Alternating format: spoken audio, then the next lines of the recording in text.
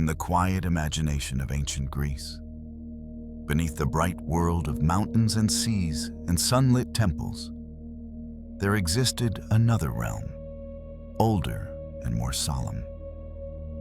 It lay far below the surface of ordinary life, hidden not only by distance but by nature, shrouded in mystery, fear, and a strange, steady calm.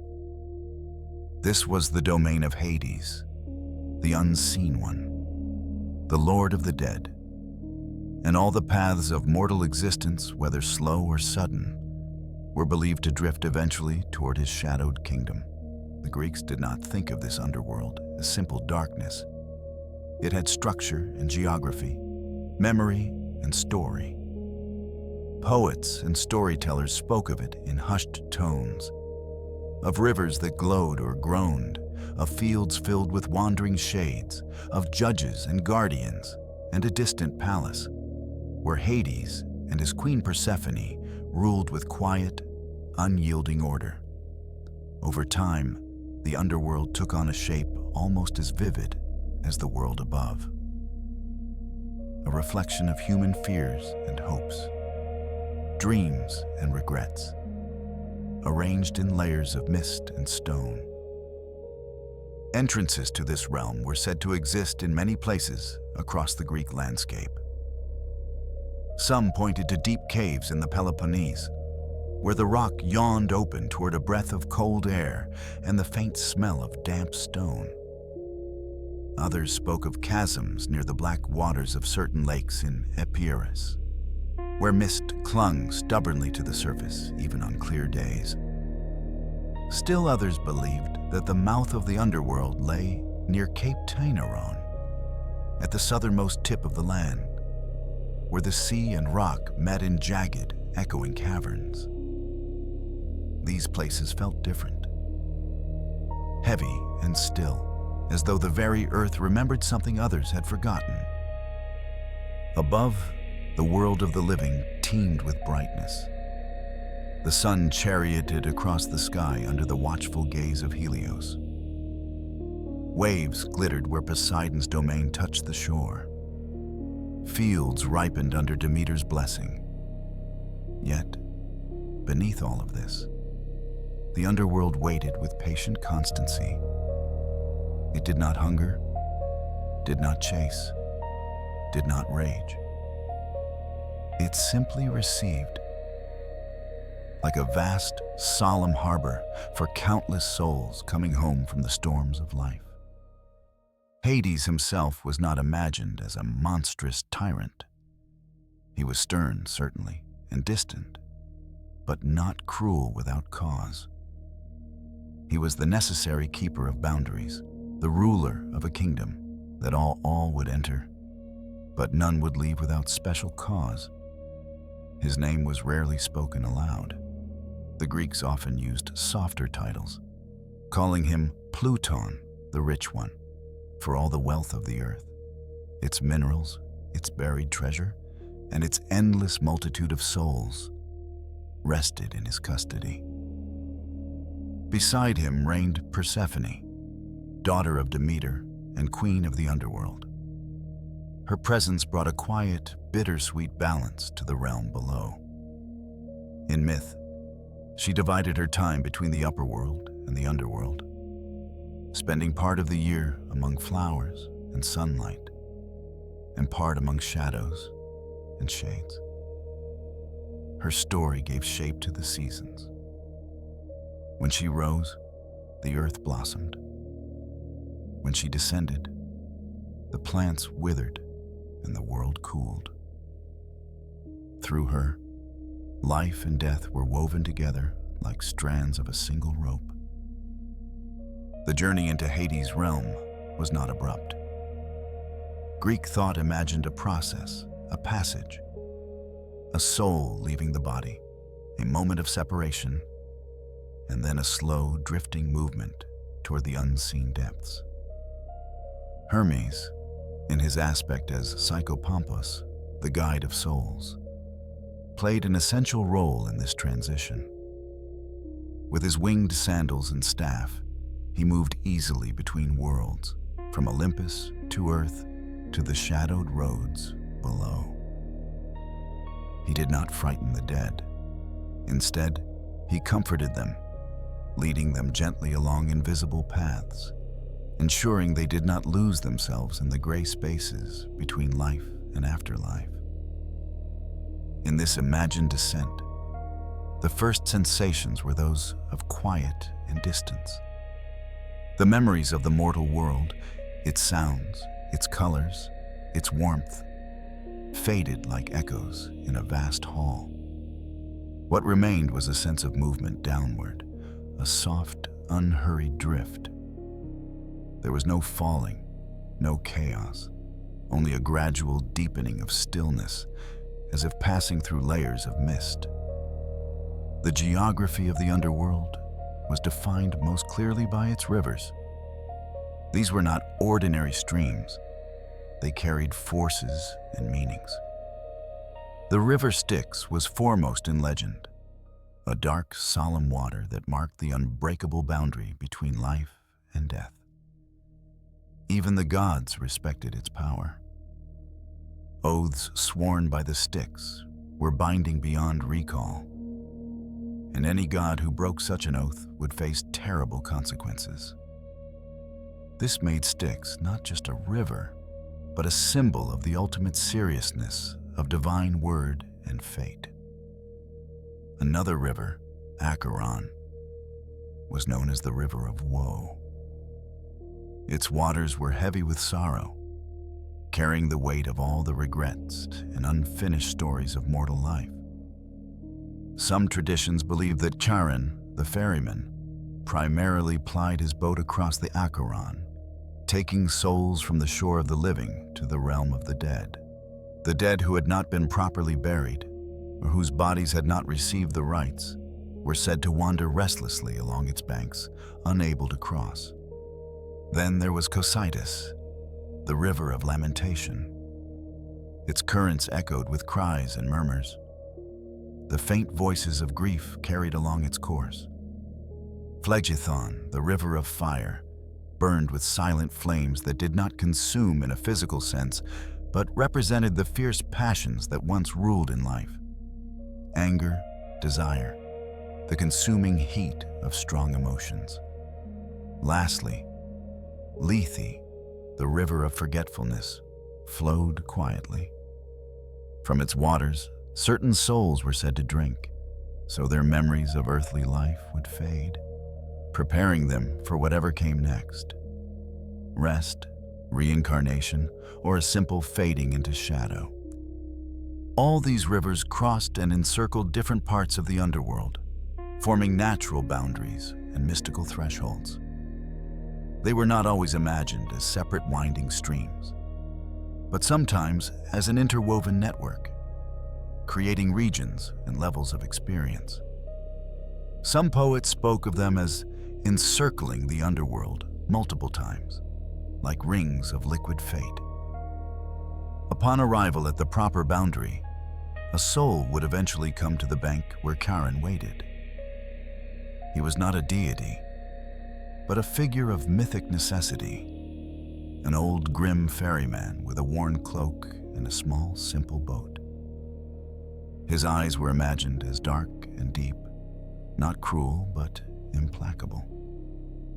His task was eternal and repetitive, carrying souls from this side to the other, stroke by stroke, across waters that separated the known world from the hidden one.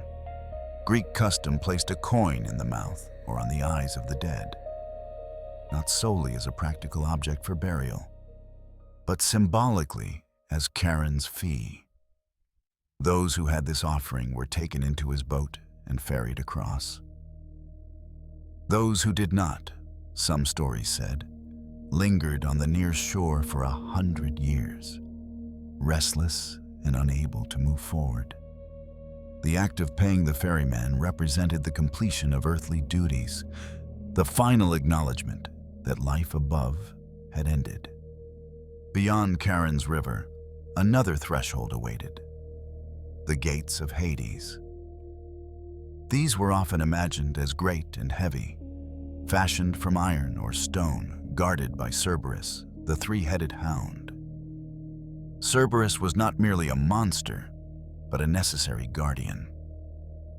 His three heads kept watch in different directions, each alert to any attempt to escape. His presence ensured that the living did not invade recklessly, and that the dead did not wander back unbidden. Within those gates, the underworld opened into different regions. The Greeks conceived of it not as a uniformly miserable place, but as varied and layered. One of the largest regions was the Asphodel Meadows, a vast, dim plain where the majority of ordinary souls were believed to dwell. These were people who had lived neither exceptionally virtuous nor exceptionally wicked lives. Their afterlife was not one of torment, but of pale existence, a kind of quiet neutrality. Shades wandered among fields of gray asphodel flowers, their forms faint and ghost-like, their voices soft.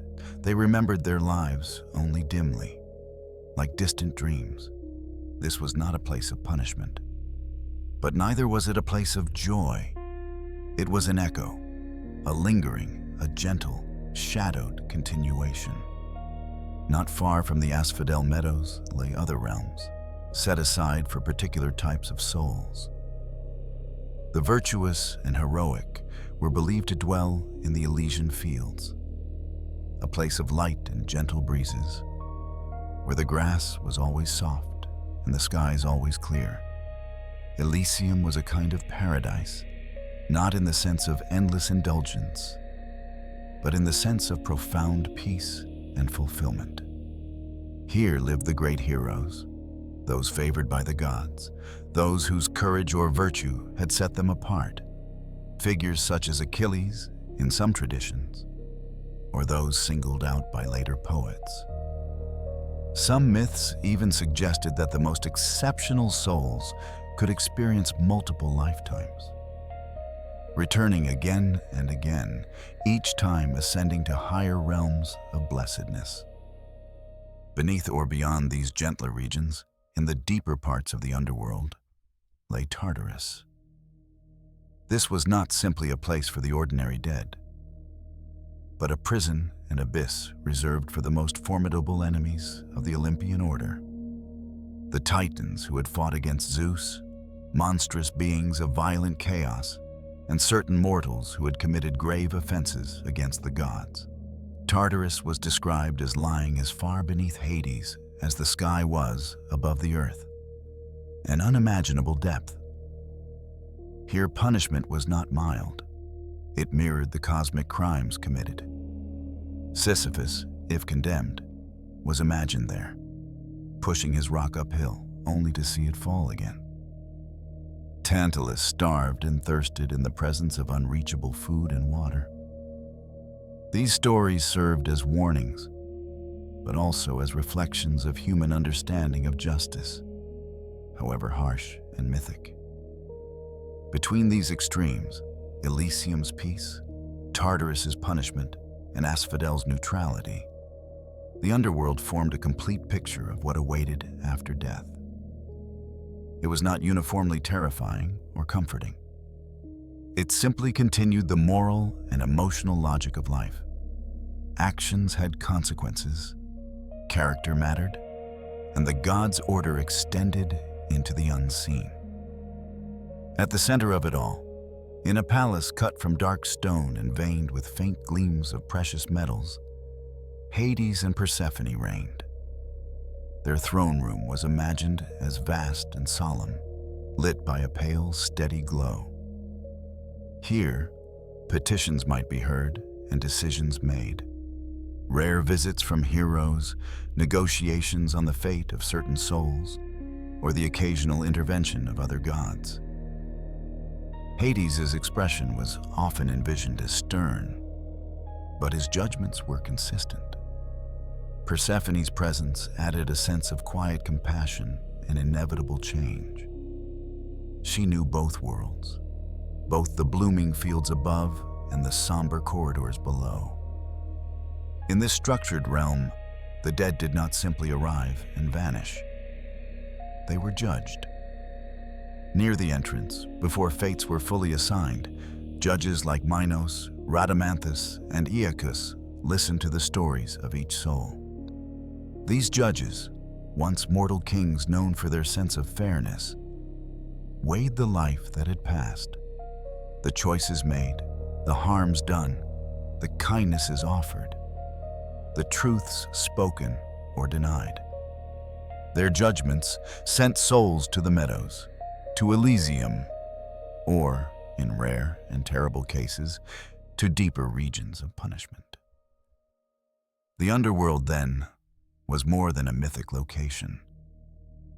It was a mirror held beneath the world of the living. In its rivers and fields, its gates and guardians, its judges and rulers, the Greeks saw reflections of their own questions. What becomes of a person after death? How does one live well? What is justice beyond the limitations of a single lifetime?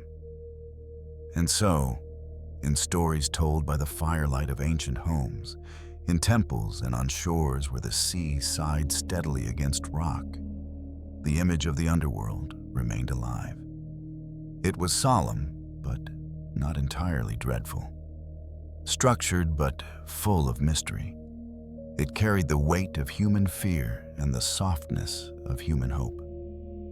Time moved slowly there, if at all. Shadows drifted, rivers flowed, and somewhere at its heart, Hades and Persephone sat in their quiet palace. Guardians of a realm that waited, endlessly patient, beneath the turning world above. In the tapestry of stories woven around the Greek underworld, none was more central to its mood and mystery than the tale of Persephone. How she came to share Hades' throne, and how her movements between realms shaped the turning of the seasons above. It was through her myth that the Greeks connected the underworld not only with death, but with the recurring rhythms of life. Growth, harvest, decline, and quiet rest. Before she became queen of the underworld, Persephone was known as Kore, the maiden. She lived beneath the open sky, her days spent in meadows bright with wild flowers, beneath the kindly gaze of her mother, Demeter.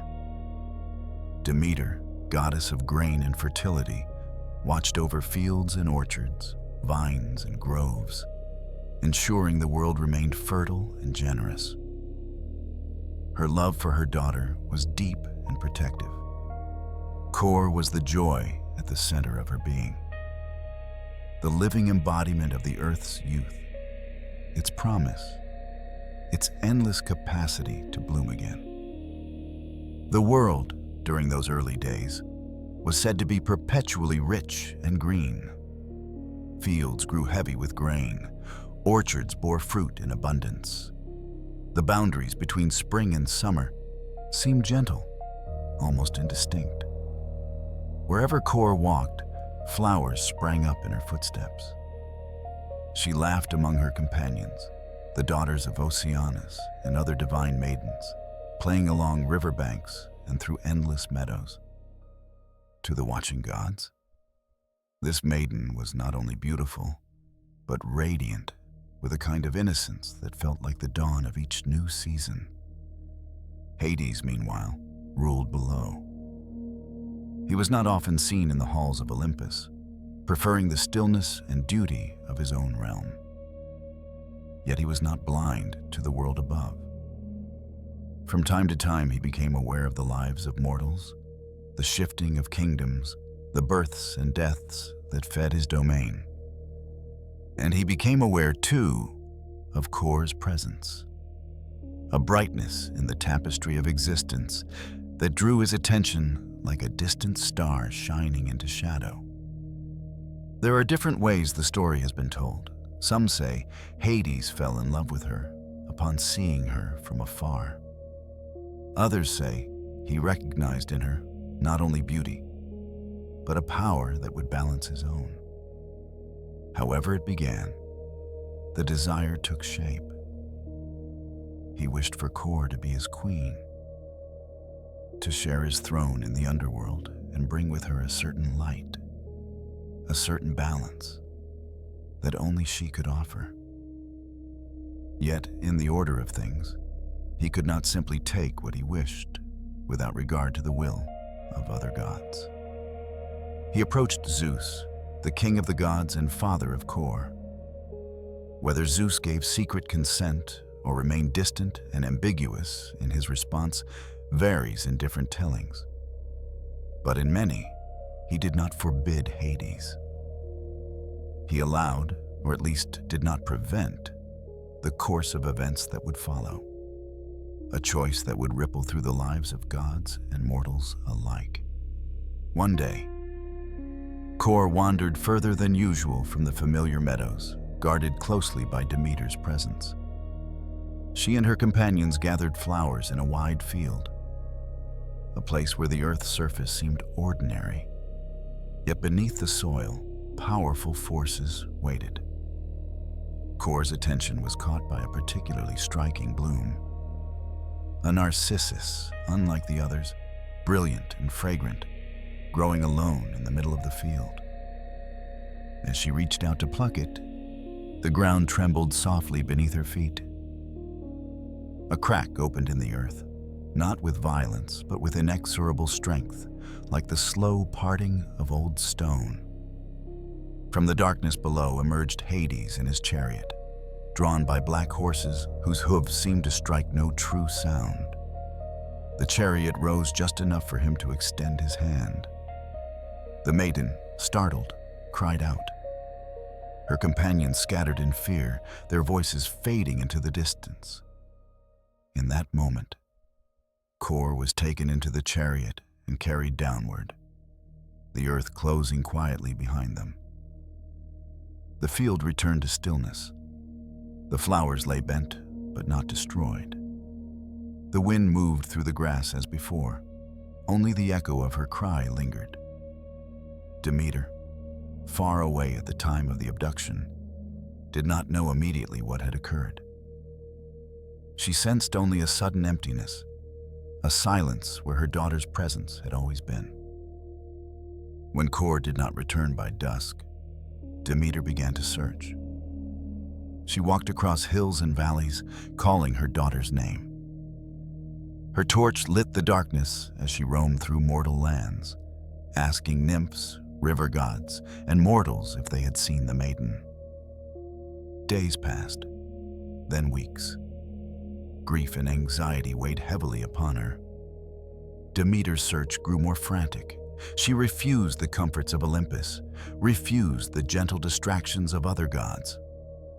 She became a wanderer, her divine form cloaked, disguised at times among humans as she continued her search. With each passing day of uncertainty, the earth responded to her sorrow. Plants withered, crops failed, fields that once thrived turned brittle and empty. The air cooled. The generous rhythm of growth faltered. The world, feeling the absence of Demeter's favor, slid toward barrenness. Below, in the underworld, Kor entered a realm unlike any she had known. The brightness of the meadows, the laughter, the chorus of birdsong. These were replaced by stillness, by cool air, by the slow murmur of the underworld's rivers. The palace of Hades, carved from his dark domain, stood steadily at its center. Its walls were veined with precious metals, its floors shone faintly in the soft, internal light that had no visible source. Kor, in this new world, became something else. She did not vanish into despair.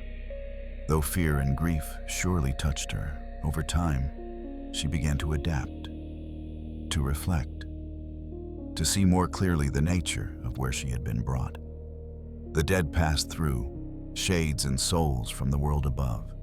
Kings, farmers, warriors, poets, children, elders, all subject to the same laws, the same quiet reception.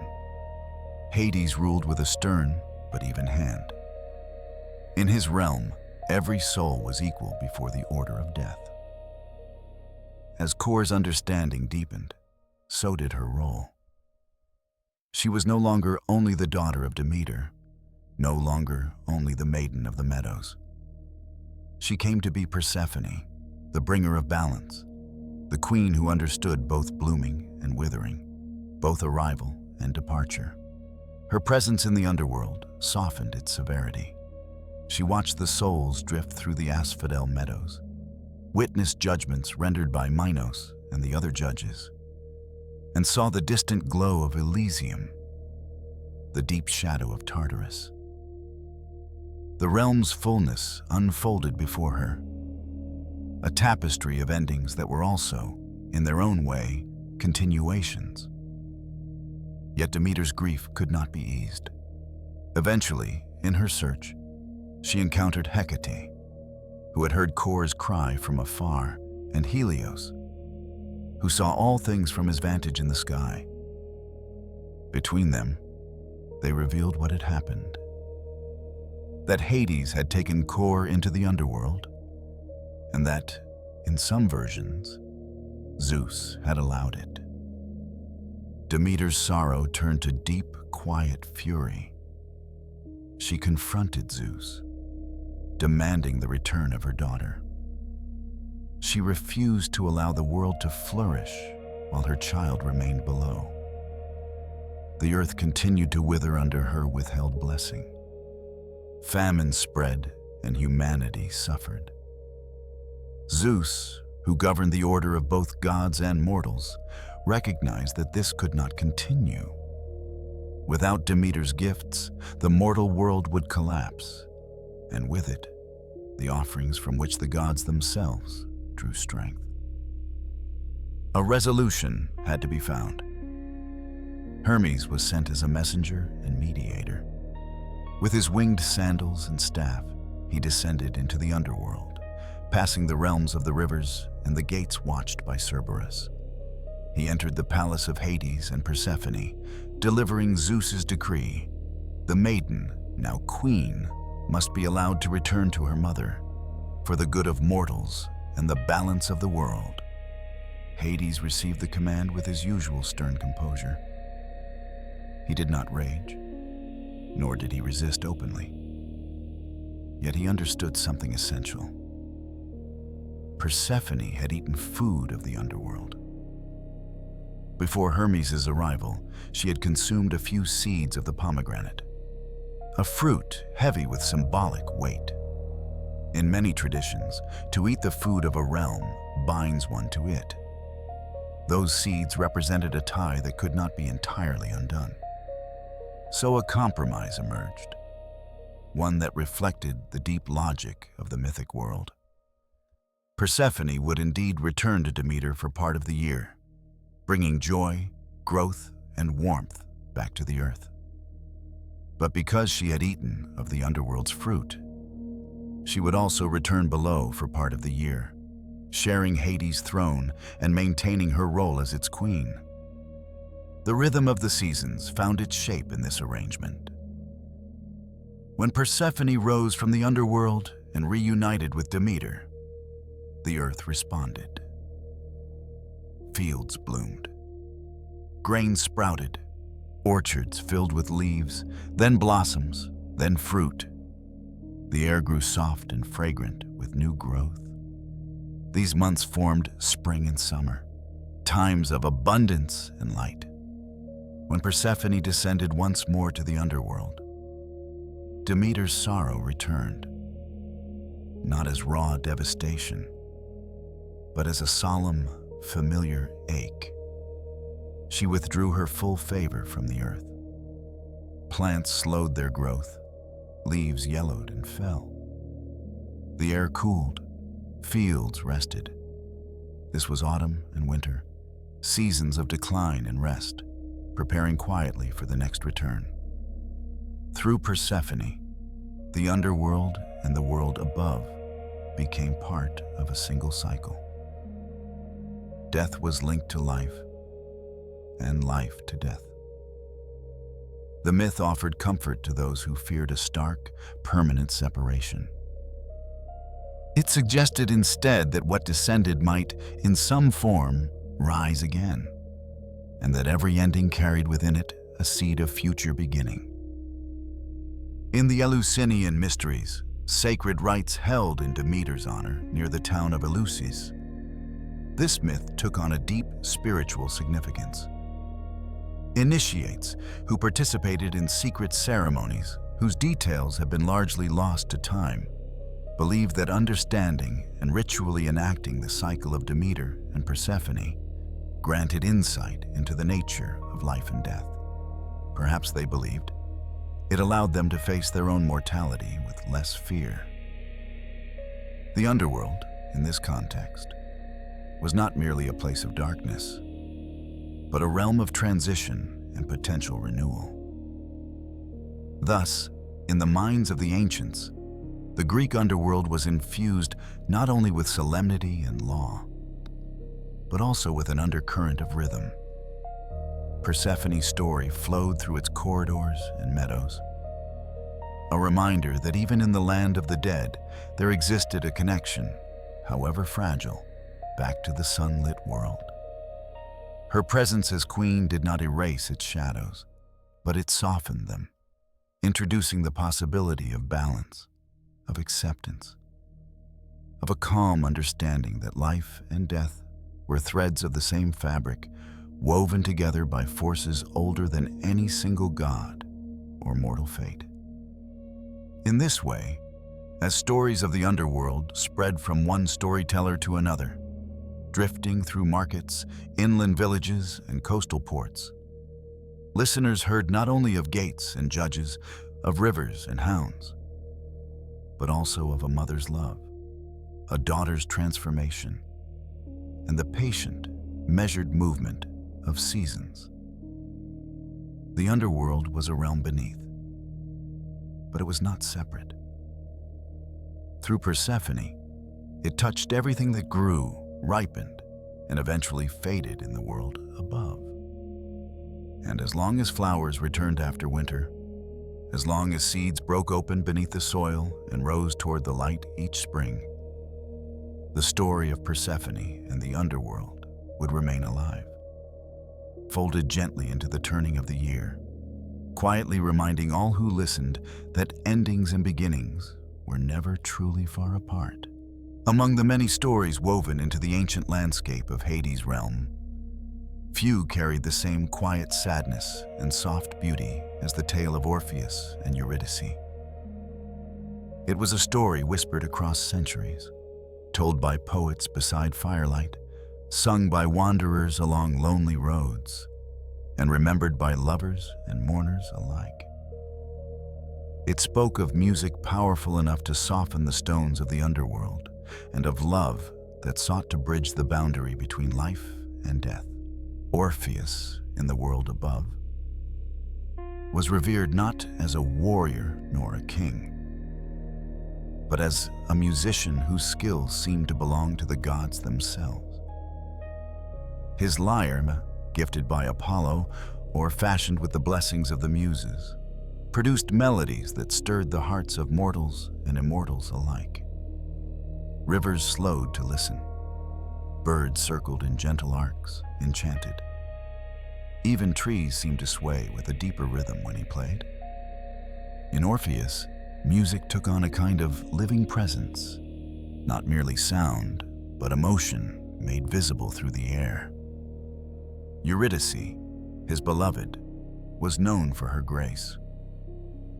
She did not possess the divine gifts of the gods, nor the heroic feats of epic figures, but she carried a quiet beauty that matched Orpheus's gentle soul. Their union was not marked by conflict or divine dispute, only by simple joy. They lived in harmony, their days filled with soft conversations, laughter, and the weaving of melodies that carried through warm evening air.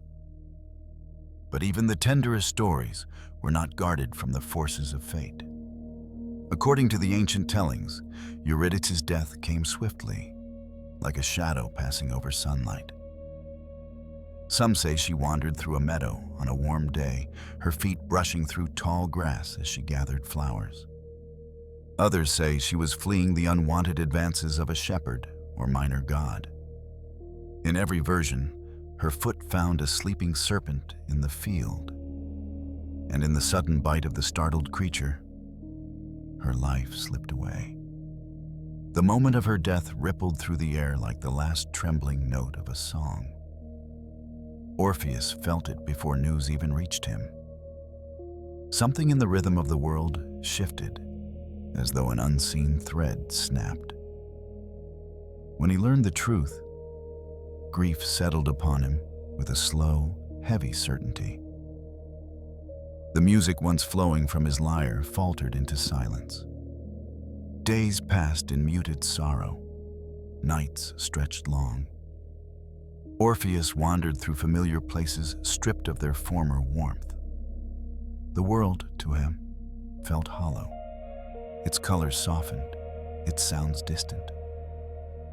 His music, when it returned, took the form of mourning. These laments were said to be so filled with longing that even the stones wept, and the wind carried his melodies far beyond the mortal realm. The gods heard them, and more importantly, the underworld heard them. There came a moment when Orpheus realized that grief alone was not enough. He could not simply endure the ache of Eurydice's absence. He would go after her, not in reckless heroism, but in an act of love that transcended the ordinary laws of existence. He made a decision no living person had ever made with success. He would descend into the realm of Hades to plead for Eurydice's release. The path to the underworld, normally concealed by shadows and guarded by ancient boundaries, opened gently to him. Some said that the power of his music softened the earth itself, parting rock and soil to reveal an entrance. Others said Hermes, moved by Orpheus's grief, guided him discreetly, offering silent passage past the unseen thresholds that usually resisted the living. Orpheus carried his lyre as he entered the depths. The air grew colder, the light dimmer. The world above receded behind him like a fading dream. Yet he felt no terror, only a profound ache drawn forward by love. He walked through vast caverns and along barren shores where the spirits of the newly dead drifted in soft procession. These shades, pale and weightless, paused as he passed, for the living were rare in their midst. Orpheus lifted his lyre and played. The notes rose like gentle mist, floating in slow curls through the cavern. The shades around him grew still, listening with an attention deeper than memory. Even without beating hearts, they recognized the sorrow in the music, the longing, the tenderness, the plea woven into every note. The rivers of the underworld responded as well. When Orpheus approached the Acheron, Charon the ferryman beheld him with wary curiosity. Living mortals were not permitted to cross, yet the moment Orpheus began to play, the old boatman's stern expression softened. The melody soothed the centuries of burden he carried. Without a word, Charon guided him into the boat and ferried him across the dark waters. Cerberus, the three-headed hound that guarded the gates of Hades, snarled and shifted uneasily at the scent of the living. But when the music reached him, his growl melted into stillness. Each head lowered, the deep rumble in his chest quieting until the monstrous guardian lay calm and docile, lulled by notes that stirred even his ancient nature. Beyond Cerberus, the fields of Asphodel stretched in pale vastness. Figures drifted, their forms barely more substantial than mist. Orpheus passed through them carefully, playing always, his music carrying warmth through a realm untouched by sunlight. The souls listened. Some remembered fragments of their former lives, an echo of a child's laughter, the scent of spring fields, the feeling of home. The music stirred these memories gently, reminding them of what once was without stirring pain. At last, Orpheus reached the palace of Hades. Its vast gates opened not through force, but through the soft persistence of his melody, as though the realm itself recognized that what approached was not a threat, but a plea. Inside, Hades and Persephone sat upon their dark thrones. They were not depicted as monstrous figures. Hades carried an air of solemn authority, a ruler responsible for maintaining balance. Persephone, luminous even in the muted realm, watched with compassionate curiosity. The presence of a living man in their hall, armed not with weapons but with an instrument, was an unusual sight. Orpheus bowed deeply. Then he played. No words at first, only music. The sound drifted across the hall like a living thing. Soft, raw, tender, the chords vibrated with a depth of emotion rarely heard in mortal or immortal realms. It carried into the air all the sorrow of Eurydice's death, all the joy of their life together, all the longing that had filled his days since she departed. It was a plea shaped not in argument or demand, but in pure feeling. The underworld listened. Shades gathered at the far ends of the hall, their translucent forms swaying gently. The judges of the dead paused in their deliberations. Even the spirits bound in Tartarus felt a faint ripple of the sound, like a soft wind brushing distant stone. Persephone's expression softened. Hades himself, keeper of an unbending order, remained still. But his stillness no longer carried the same stern weight. When the final notes faded, Orpheus spoke. His voice was quiet, steady, stripped of grandeur. He asked not for immortality, not for power, but simply for Eurydice's return, to restore what had been taken from him, not through rebellion or defiance, but through the blind workings of fate. Hades considered. He knew the laws of his realm. The boundary between life and death was not to be crossed lightly. Yet he also felt the weight of the musician's love, felt it in the stillness that had settled across his hall, in the way Persephone leaned slightly forward, in the hush of the shades. At last, he agreed. He would permit Eurydice to return to the world of the living. But one condition held. Orpheus must lead her upward without looking back. Not once. Only at the moment both reached the surface could he turn. If he looked too soon, she would return to the underworld forever. Such a condition was not a test of cruelty, but one of trust and stillness. Qualities as difficult to maintain in the face of hope as in the face of despair. Orpheus accepted. There was no hesitation. Eurydice was brought forth, her form pale but recognizable, softened by the shadows of the underworld. She followed behind him, light and silent. Orpheus began the ascent. The path wound upward through caverns that glowed faintly, through halls of stone, through narrow passages where the air felt close and damp. He did not play his lyre now. The moment demanded absolute focus. Step by step, he walked upward. Eurydice's presence was a quiet warmth behind him, a feeling stronger than sound. He kept his gaze forward, ignoring the ache of wanting to turn, wanting to reassure himself that she was real, that she was near. The climb was long.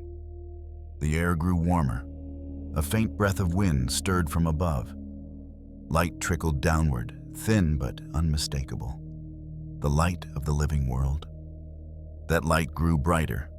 and Orpheus felt hope swell within his chest, fragile and trembling. But with hope came doubt. What if she was not truly behind him? What if the gods had deceived him? What if he had lost her again somewhere in the dark? The doubts murmured like whispers in the shadows. Orpheus's heart beat faster.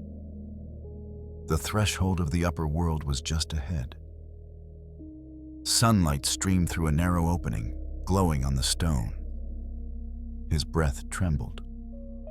He reached the edge of the world above, and in a moment of fragile, heartbreaking weakness, he looked back.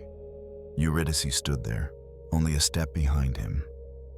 Her face was soft, filled with longing and forgiveness. Her hand reached forward, almost touching his shoulder. But the moment their eyes met, the shadows curled around her feet. Her form faded like mist. She drifted backward into the darkness, her expression sorrowful but resigned. No sound escaped her lips, no anger, no blame.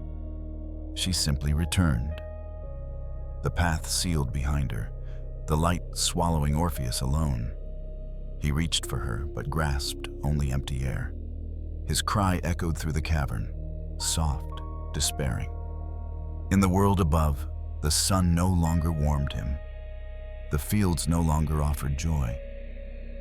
Though he continued to wander, his music remained colored by loss, gentle, haunting, echoing the moment he lost Eurydice for the second time. And yet, the story lingered not because of its tragedy alone, but because of its beauty. Its reminder that love could reach even the underworld, and that music had the power to move gods and shades alike. The underworld, after Orpheus's visit, was remembered in a new way, not merely as a realm of endings, but as a place where longing and beauty could still resonate, echoing softly through its stone halls, carried by melodies that never fully disappeared. Among the many figures who interacted with the Greek underworld, few were spoken of with the same mixture of awe and solemnity as Heracles. His strength was legendary, his endurance unmatched, and his name carried weight from the mountains of Arcadia to the coasts of Asia Minor. Yet even this mighty hero, whose labors were known throughout the ancient world, approached the underworld with respect, for no mortal could descend into Hades' realm without being marked by the gravity of that journey. Heracles' presence was large in myth, but the tale of his journey below was not one of reckless force. It revealed a calmer, more contemplative side of him, a man capable not only of violence and triumph, but of reverence before the natural boundaries of life and death. This story unfolded near the end of his 12 labors, a sequence of trials imposed upon him by King Eurystheus.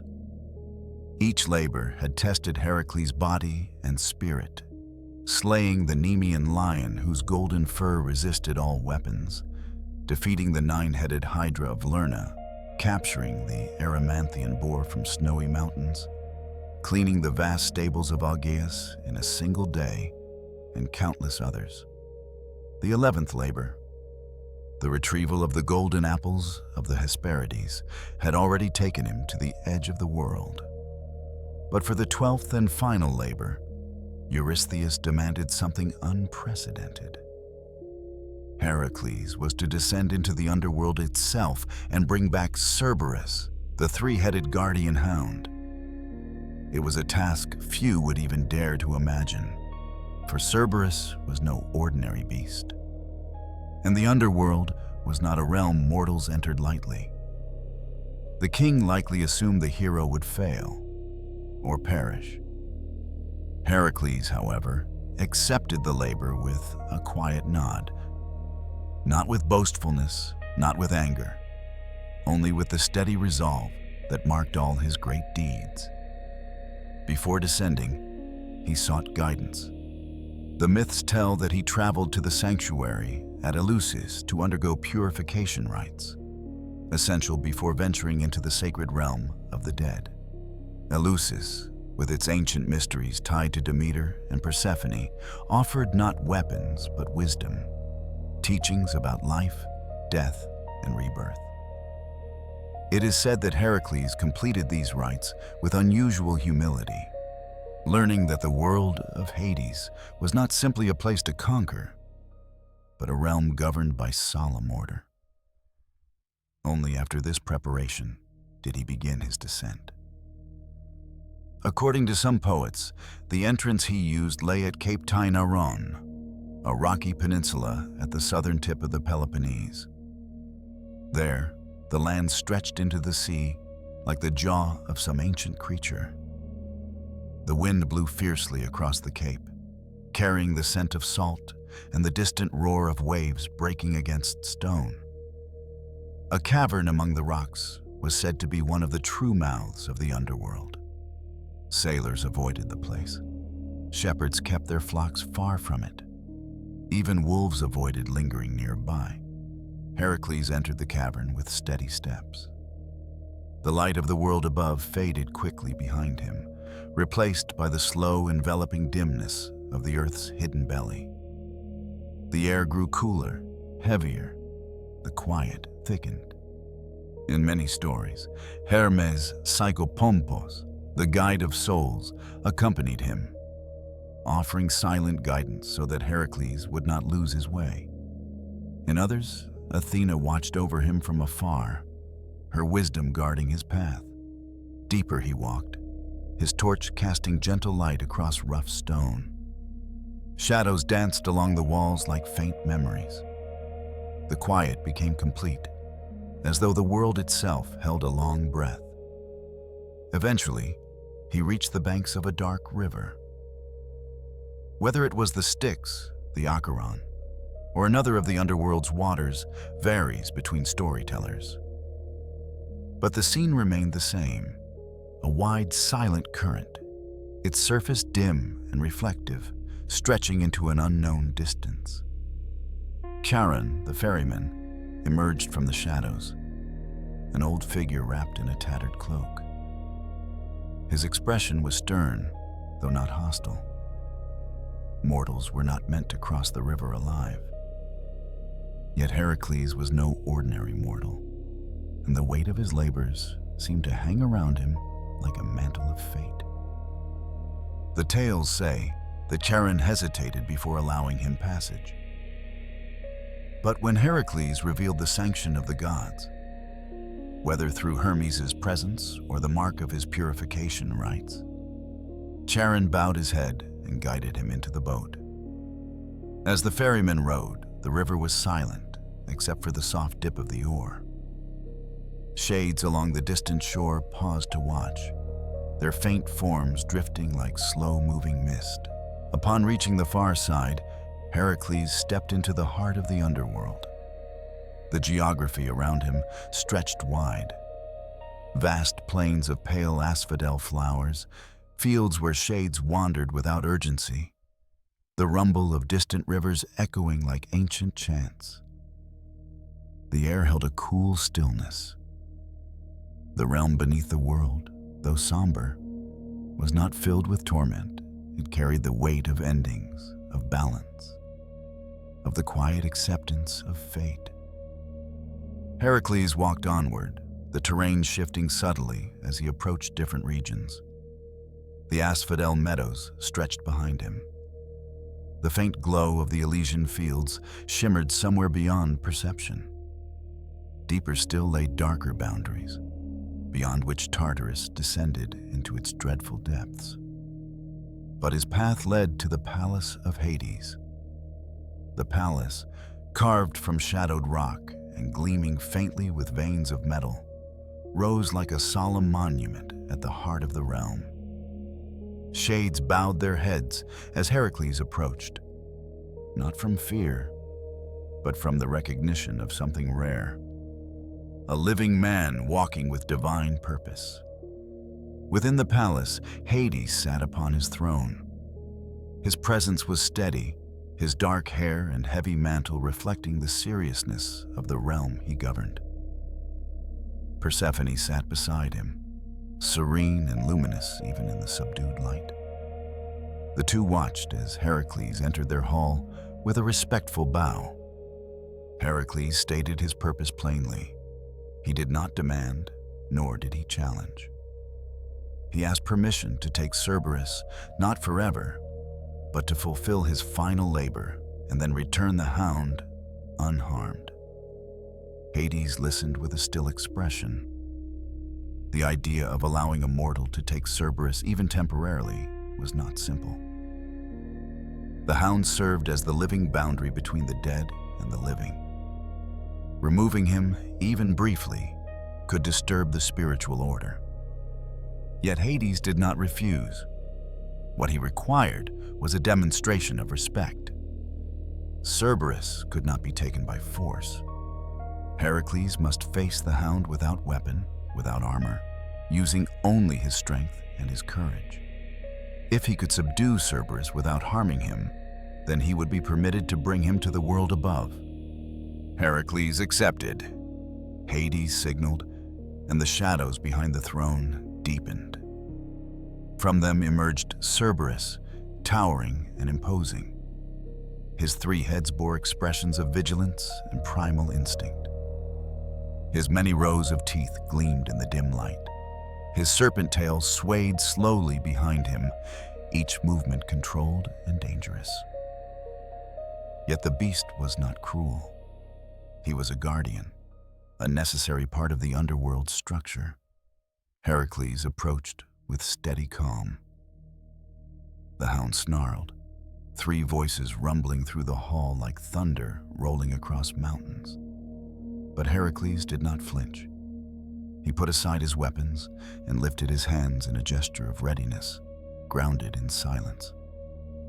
Then the struggle began. Cerberus lunged, his great paws striking the stone floor.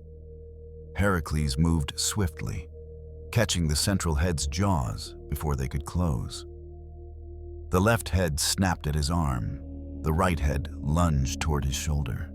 He held firm, his muscles straining, his breath steady. The hall echoed with the force of their clash, a collision of mortal strength and ancient guardian power. Heracles shifted, using his weight to pin the hound's powerful body. Cerberus writhed, twisting with serpentine agility. But Heracles tightened his grip, gradually encircling the beast in an embrace of sheer strength. Slowly, carefully, he forced Cerberus to yield, not through injury, but through control. At last, the hound stilled. Hades observed in silence, then nodded. Persephone's expression softened. Heracles released his hold. Cerberus rose, shook himself, and regarded the hero with all three heads, no longer with hostility, but with an understanding that he had been respected. Thus, the agreement was honored. With Hades' permission, Heracles guided Cerberus toward the upper world. They retraced the path through caverns and across rivers. Some say Hermes accompanied them. Others describe how shades parted respectfully, creating a solemn procession for the unusual pair. Cerberus, usually bound to his post by nature and duty, allowed himself to be guided, trusting that he would soon return. When they emerged near Tainaron, the daylight shimmered on the hound's dark fur. Heracles lifted his head, completing the final labor in the sight of Eurystheus. The king, terrified at the sight of the beast, hid inside a bronze jar, a detail told with gentle humor in many ancient retellings.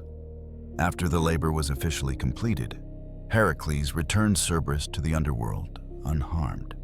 The guardian resumed his place, more vigilant than before, yet with a trace of respect for the mortal who had met him without fear or violence. Heracles had achieved what few could imagine.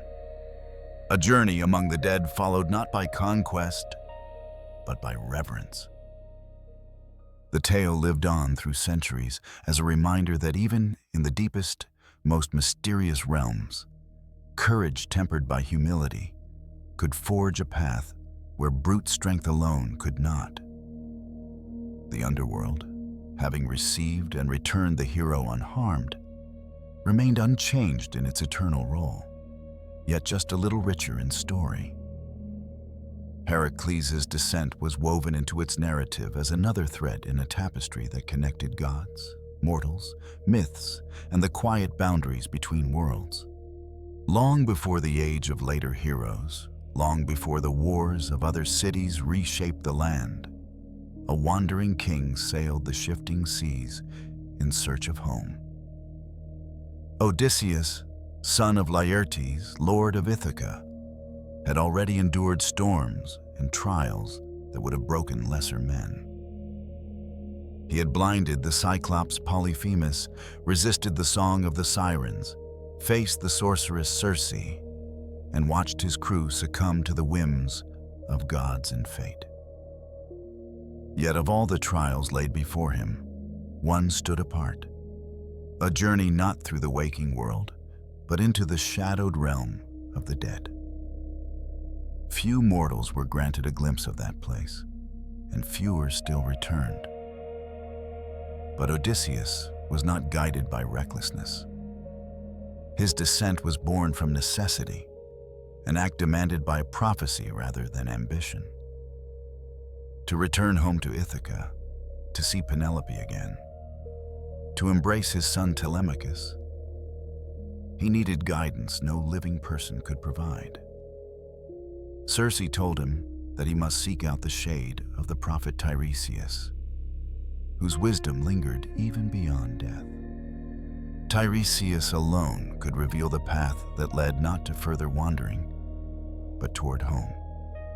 The setting of this journey began not in a cavern or a chasm, but on the shore of an unknown land, beneath a sky heavy with gathering dusk. Circe had instructed him to travel to a place where the deep flowing rivers of Oceanus meet, where a dark fog lingered perpetually. There, between the edge of the known world and the beginning of shadow, Odysseus and his men dragged their ship onto the shore. The waves pulled away behind them with a slow, reluctant sigh. Odysseus stood upon the darkened earth. There were no trees here, no birds, no scent of flowers carried on the wind. Only the hush of the sea and the weight of the sky above. Everything felt suspended, as though the world were holding still, waiting for something ancient to unfold. Following Circe's instructions, Odysseus dug a shallow pit in the ground. He poured into it offerings, milk mixed with honey, wine, clear water, and scattered barley over the top. With solemn precision, he sacrificed animals as the ritual required, letting the blood seep into the earth to create an opening through which the dead could rise. These rites were not acts of violence, but gestures of respect, acknowledgments of the boundaries he was crossing. As the offerings soaked into the soil, a shift began. The ground did not tremble, nor did the air grow suddenly cold. Instead, a subtle blurring took shape around the edges of the world, as though the line between the living and the dead had softened, allowing one realm to seep gently into the other. Shades began to appear. They drifted from the darkness beyond the shore, forming out of mist and shadow. Their shapes were pale and weightless, like smoke rising from a dying fire. They gathered cautiously, drawn not by malice, but by the scent of memory and ritual.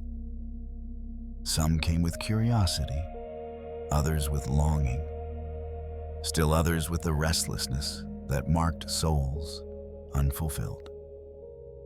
Odysseus held them back with his sword, not as a threat, but as a necessity. He knew that until Tiresias drank the offering, the prophet would not speak truth. The shades murmured softly, echoes of words, fragments of once living voices. Their presence carried no hostility, only the unending quiet of those who walk where time no longer holds meaning. Among them, a familiar figure appeared, causing the wandering king's heart to tighten.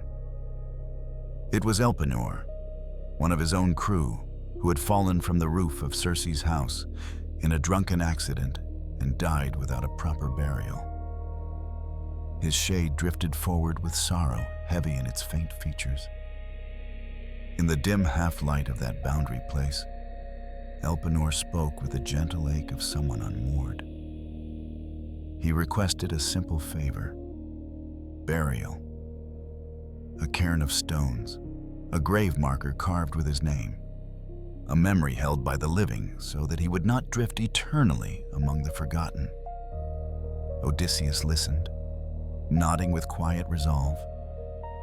He promised to honor Elpenor properly before leaving Circe's island again. The shades continued to gather. Then, through that pale crowd, a figure approached with deliberate calm. Tiresias. His form was clearer than the others, his presence distinct. Though dead, he held a measure of authority, a residue of the insight that had shaped his life. As he stepped forward, the others yielded space around him, as though the natural hierarchy of wisdom persisted even in the realm of shadows. Tiresias drank the darkened blood, the offering that bridged the realms. Then he lifted his head. His voice, when it came, carried the weight of ocean depths and the clarity of starlight, steady, solemn, measured. He spoke of Odysseus's future, of Poseidon's anger, of the hazards that lay still ahead, of the rocks and whirlpools that threatened his path. He spoke of restraint, of choices that would determine whether Odysseus would return home swiftly or be delayed for years. He warned of the cattle of Helios, the sun god, whose destruction would bring ruin. And he spoke of a final, distant task that awaited Odysseus even after his return: to carry an oar inland until someone mistook it for a winnowing fan, a sign that he had reached a people who knew nothing of the sea. Only then could he appease Poseidon fully and end the wandering fated to him. The prophecy unfurled like a long shadow, yet there was truth in it, and in that truth, Odysseus found direction. Having received Tiresias's wisdom, Odysseus then spoke to other shades. In the calm of that strange twilight realm, he met the soul of his mother, Anticlea. Her presence was soft, sorrowful. She explained how grief at his long absence had worn her down. They spoke gently, not as living men and women might speak, but as those separated by existence itself, reaching briefly across that divide. She told him that Penelope remained faithful, that Telemachus had grown into a young man, uncertain but steady. Odysseus listened, torn between longing and the inexorable nature of their separation. Other shades approached. Agamemnon, who had once been king and commander, spoke of betrayal and the treachery that awaited those who returned from war without caution. Achilles appeared, shining faintly as a figure of grandeur even in death.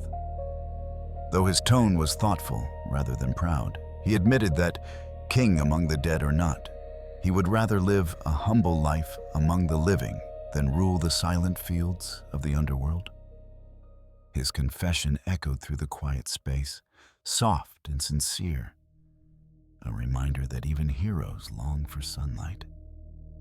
The shades wandered in slow motions around Odysseus. They did not demand his attention, but their presence added depth to the atmosphere. Each figure carried the echo of a life once lived. Choices made, love remembered, regrets unburied. The underworld collected all of these, not in judgment alone, but in the simple recognition of lives completed. Still, Odysseus remained alert, for he could feel the boundary between realms beginning to thin further. He knew he could not stay long. Mortals were not meant to linger in the land of the dead. Contact with such a place carried risks. As the shades grew more numerous, some whispering, some reaching faintly toward the warmth of the living world he carried with him, Odysseus felt the need to return. Tiresias, seeing this, urged him to depart. "Do not dwell among the dead longer than necessary," he said. "The living belong to the world above." With a final bow, Odysseus stepped back from the gathering of shades. The air around him thickened. The boundary rippled. The shades began to drift away, their pale forms dissolving into the gray mist that hovered eternally over that strange shore. The world of the dead withdrew, as softly and inevitably as evening fading into night. The fog lifted just enough for Odysseus to see the familiar outlines of his ship. His men waited, pale and anxious, relieved to see him return. There were no words needed for his experience. The gravity of it lingered in his bearing, in the quiet steadiness of his eyes.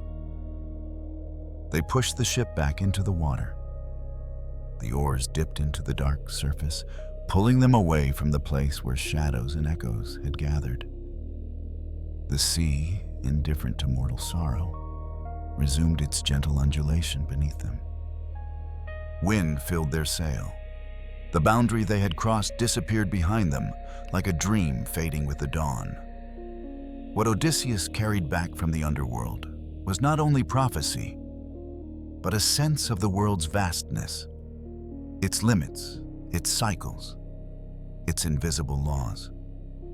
He carried with him the memory of the shades who drifted endlessly beneath a sky with no stars, the realization that life, brief and unpredictable, held its value precisely because it was fleeting. In the centuries that followed, storytellers would recount his descent as an act of courage, but also of humility. For even the cleverest of mortals, even a king who had tricked gods and monsters, could not command the underworld. He could only enter respectfully, listen, learn, and return. The Nekia became a part of the great mosaic of underworld stories. It added a new shade, a new tone, to the Greek understanding of Hades' realm. Not simply a place of punishment or oblivion, but a place of memory and truth, where the shades continued their quiet existence and where wisdom sometimes flowed back into the world of the living. Odysseus's encounter with that realm deepened the mythic landscape, reminding listeners that the boundary between life and death, though solid, could be approached with reverence, and that even the hidden places beneath the earth held lessons worth hearing. And so the underworld continued to expand in the imaginations of the Greeks, its meadows and rivers, its judges and guardians, its stories and figures, each one adding another layer of meaning to that vast, solemn kingdom beneath the turning world above. Deep within the Greek imagination, beneath even the quiet meadows of Asphodel and the dignified halls of Hades' palace, there existed a region whose very name carried the weight of cosmic dread. Tartarus, a place not simply hidden, but buried under layers of meaning, myth, and moral lesson. It was said to lie as far beneath the underworld as the sky rose above the earth, a depth so vast it could scarcely be conceived by human thought. When ancient poets described it, they spoke not only of distance, but of gravity. The gravity of divine justice, of ancient enmity, of the echoes left behind by the earliest battles of gods and giants. Tartarus was not a realm for ordinary souls. The vast majority of the dead wandered the meadows or rested in Elysium or drifted in quiet shadow. Tartarus, by contrast, held only those whose crimes or nature placed them outside the usual order. Beings so powerful, so dangerous, or so treacherous that no gentler fate could contain them. In its depths lay the echoes of cosmic wars, the imprisons of titans, and the symbolic punishments of mortals whose hubris crossed boundaries even the gods struggled to forgive. To understand Tartarus, it was necessary first to understand the judges, the three ancient figures who presided over the moral order of the dead: Minos, Aeacus, and Rhadamanthus. Their presence gave structure to the underworld, ensuring that the realm did not descend into chaos or arbitrary cruelty. In the Greek imagination, the afterlife reflected life's deeper truths. Actions mattered, character mattered, and consequences extended beyond the final breath. Minos, once the king of Crete, was said to be the chief judge. His role was not to impose punishment personally, but to interpret the truth of each soul's life. He listened with measured calm, his presence dignified and steady. In myth, he carried a scepter or seated himself upon a throne, hearing arguments, weighing choices, studying intentions. His decisions were guided not by emotion, but by clarity, an unwavering commitment to fairness. Rhadamanthus, his brother, was known for strict justice. In some traditions, he judged the souls of Asia, while Aeacus judged those of Europe. In others, all three shared authority equally. Rhadamanthus's judgments were direct, with little tolerance for deceit. He valued honesty and virtue, and those who lived honorable lives found him a gentle arbiter. Those who cloaked their wrongdoing in falsehood found his gaze impossible to evade. Aeacus, the third judge, was regarded as the most honorable of mortals, a man whose reputation for fairness earned him a place among the rulers of the dead. His judgments were meticulous and steady. Some myths said that he held the keys to Hades' gates, ensuring that the dead entered and remained where they must. In all variations, Aeacus embodied impartiality. Together, these three judges created a moral structure beneath the world. They stood not as tyrants, but as guardians of cosmic order. Even the gods, who sometimes acted with unpredictability or passion, respected the logic of the underworld's justice. It was a reminder that, though the gods ruled the sky and earth, the laws governing life's consequences transcended any individual divine will. For most souls, the judgments of Minos, Rhadamanthus, and Aeacus resulted in peaceful placement in the meadows or the fields of Elysium. Only a rare few were sent to the deeper regions, where Tartarus waited in solemn, unmoving silence. Tartarus was imagined as a vast chasm, a pit enclosed by walls of bronze, with gates forged by Poseidon or constructed through the combined efforts of ancient powers. Its boundaries were defined not by mere stone, but by divine decree. Around its colossal perimeter stretched a barrier so impenetrable that even light seemed reluctant to cross it. In its very structure, Tartarus was a prison of mythic proportions, not to torture without meaning, but to contain forces too dangerous for the upper regions of the underworld or the world above. Among the first beings cast into Tartarus were the Titans, the elder gods who had once ruled the cosmos before the rise of Zeus and the Olympians. After the great war known as the Titanomachy, the defeated Titans were hurled into Tartarus, bound by chains forged by Hephaestus, guarded by beings older than memory. In this primordial story, Tartarus functioned as both refuge and boundary, a place where ancient power was sequestered ensuring the stability of the world that followed. The Titans were immortal. They could not be destroyed. Yet in Tartarus, their vast power was contained. Their presences reduced to distant rumblings and faint glows. Some traditions describe them bound in enormous caverns, their movements sending tremors through the deep earth. Other poets imagine Tartarus as a place of swirling mists and molten rivers, its subterranean air thick with ancient fire. Whether peaceful or tumultuous, Tartarus held the Titans securely, ensuring they could not disrupt the balance established by Zeus. But not all inhabitants of Tartarus were Titans. Over time, mortal figures, symbolic in their stories, came to dwell there, bearing punishments crafted to reflect their transgressions. These punishments were not random. They were structured mirrors, reflecting the inner flaws or misguided choices of those condemned. One of the most famous was Sisyphus, the cunning king of Corinth. In life, Sisyphus was celebrated for his intelligence, but he used it with a slippery, deceitful edge.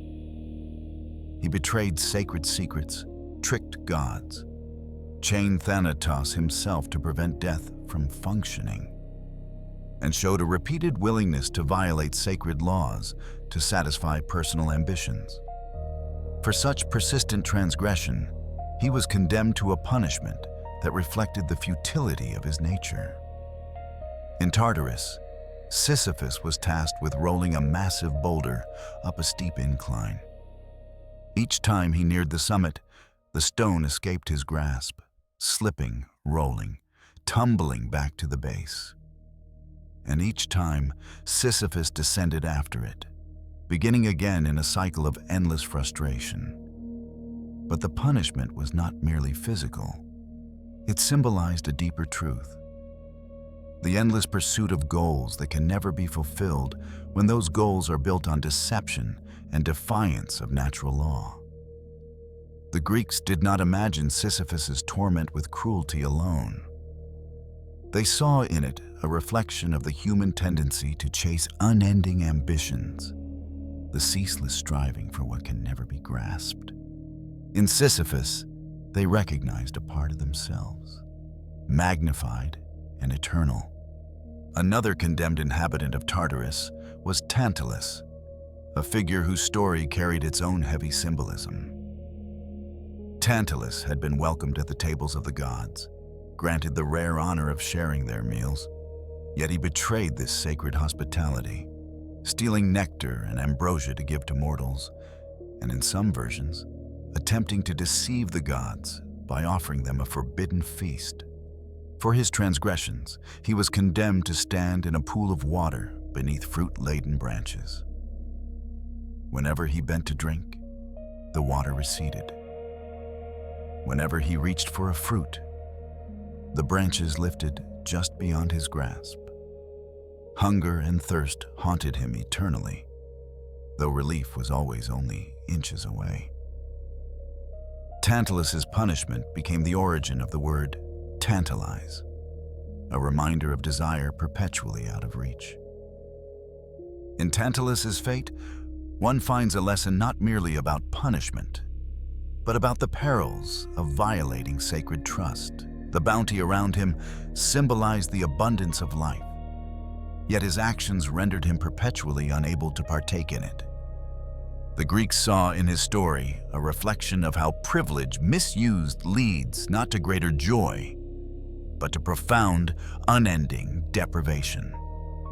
The Danaids formed another part of Tartarus's mythic population, 50 daughters of Danaus, who, in a tragic tale of duty and rebellion, were commanded to marry the 50 sons of Aegyptus.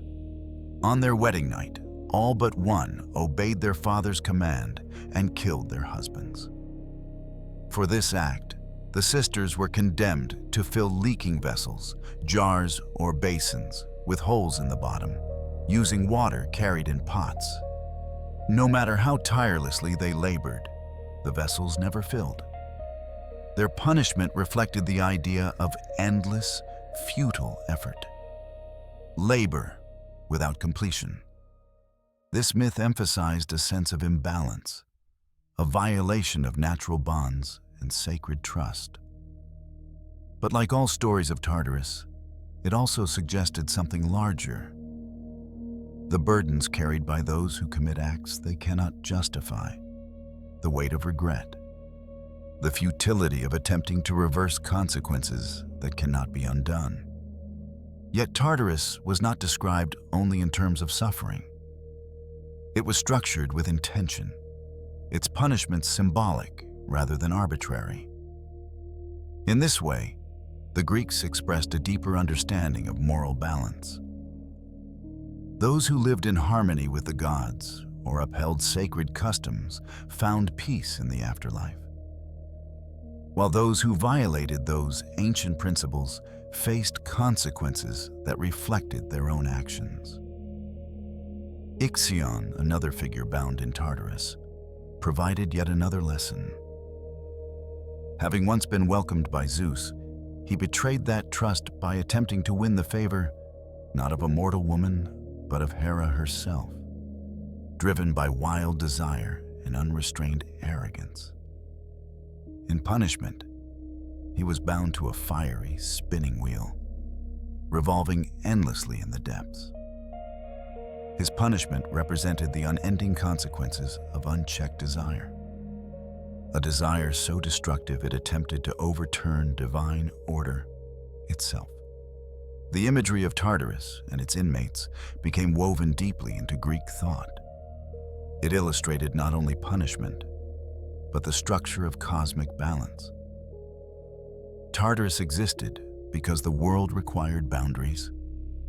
Just as the sea had its depths, just as the sky had its heights, so the moral cosmos needed a place where certain forces could be contained, forces that threatened the stability and harmony of existence. Yet even in Tartarus, the Greeks imagined order rather than chaos. The punishments did not change day to day. They did not descend into madness. Each figure lived through a consequence that symbolized a profound truth about their lives. The eternal nature of the punishments spoke less of sadism and more of inevitability. Actions carried weight, and in the mythic imagination, that weight could echo for eternity. Outside this realm of punishment, the underworld continued with its quieter rhythms. Shades drifted through the meadows. Judges continued their work. Hades and Persephone maintained the balance of their kingdom. The presence of Tartarus did not overshadow the entire underworld. It simply existed as its deepest layer, a distant, solemn reminder of the world's oldest laws. And above Tartarus, perhaps closer to the regions where shades walked and rested, the judges of the dead continued their eternal duties. Minos listened with calm reflection. Rhadamanthus weighed each truth with uncompromising clarity.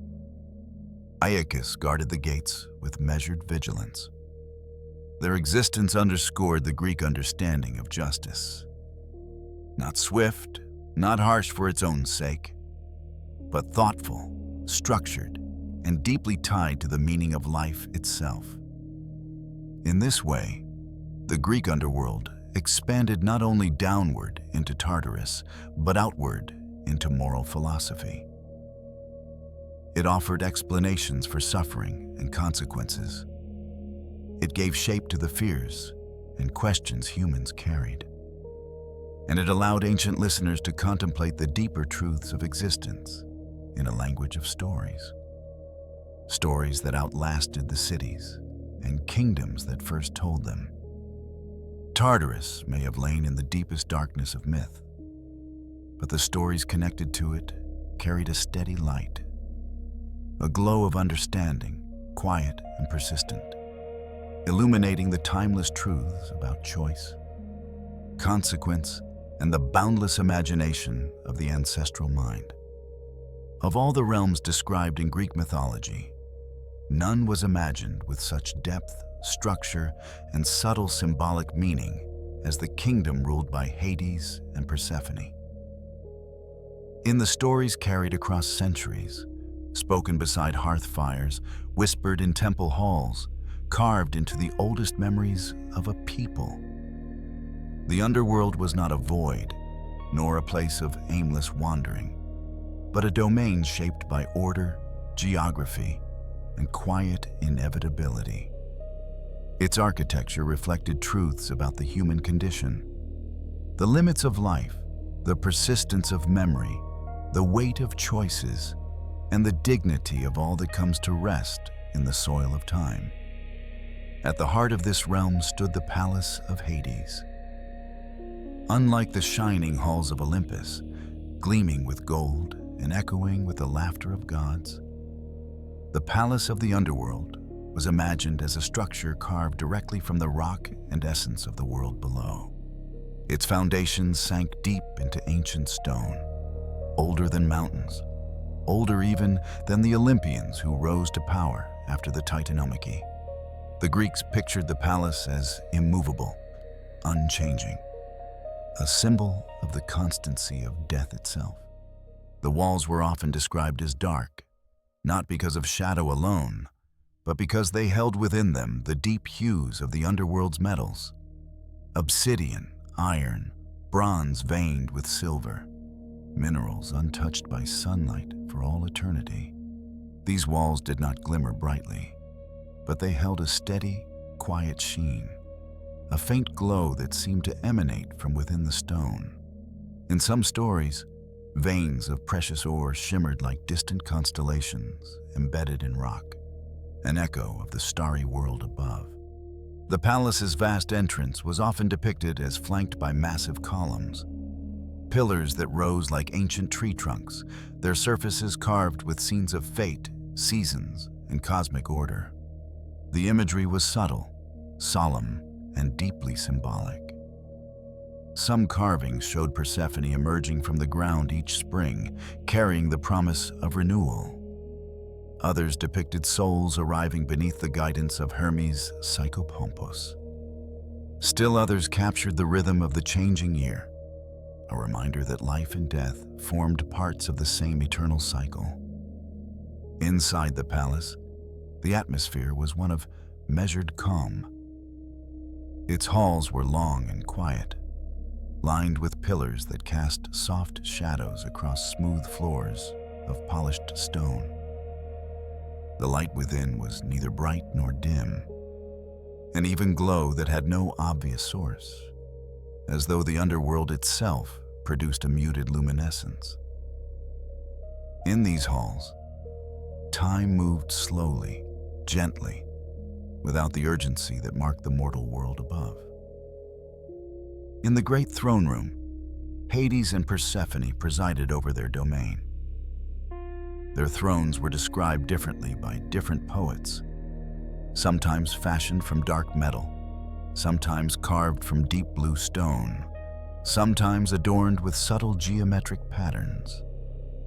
Hades sat with the dignity of a ruler whose authority was absolute but never flaunted. His face was solemn, his expression rarely shifting. He was the guardian of boundaries, the keeper of cosmic balance, the one who ensured that no soul left his realm without permission. His power lay not in wrath, but in constancy. Beside him, Persephone brought a softer presence, one woven from the rhythms of nature, from the duality of sunlight and shadow. She was the queen of the underworld not by force, but by transformation. Her journey from maiden to sovereign gave the realm a certain grace, a sense of inevitability and renewal. In her presence, the underworld retained traces of the living world's gentle cycles, the hush of winter, the quiet rebirth of spring. Together, Hades and Persephone represented a cosmic partnership. Stability and change, stillness and movement, death and renewal. Their palace symbolized this balance. It stood not as a place of terror, but as an enduring structure upheld by ancient laws, where every soul had a place, every boundary served a purpose, and every part of the realm contributed to the greater harmony. Radiating outward from the palace were the various regions of the underworld, each with its own character and logic. The Greeks envisioned these regions not as chaotic or interchangeable, but as distinct landscapes shaped by the destinies of those who dwelled within them. The Asphodel Meadows formed one of the largest and most central areas. This was the realm of ordinary souls, those who had lived neither heroic nor wicked lives, but simply lived. The meadows were described as vast plains dotted with pale asphodel flowers, soft and ghostly beneath the dim underworld light. Shades wandered these fields without sorrow or joy, existing in a muted calm. Their memories of life were faint, as though viewed through a distant fog. But this existence was not punishment. It was a quiet continuation, a peaceful neutrality reflecting the ordinary nature of most human lives. The ponds and streams of the meadows carried a distinct character. Some were fed by Lethe, the river of forgetfulness, whose waters brought peace through the softening of memory. Those who drank deeply often faded into near complete forgetfulness, dissolving into the landscape like a gentle whisper carried on immortal winds. Yet some shades, especially those who had died recently, clung to stronger memories and drifted through the meadows with a subtle sense of longing. Their time there softened these emotions slowly, gradually easing the weight of mortal concerns. Beyond the meadows lay the Elysian fields, a region of light and gentle breezes reserved for the righteous, the heroic, or those chosen by the gods. Elysium was the closest the Greek underworld came to the idea of paradise. Here the sky held a perpetual golden hue, and the air carried the faint scent of blooming flowers. The landscape was dotted with soft grasses, winding streams, and pleasant groves.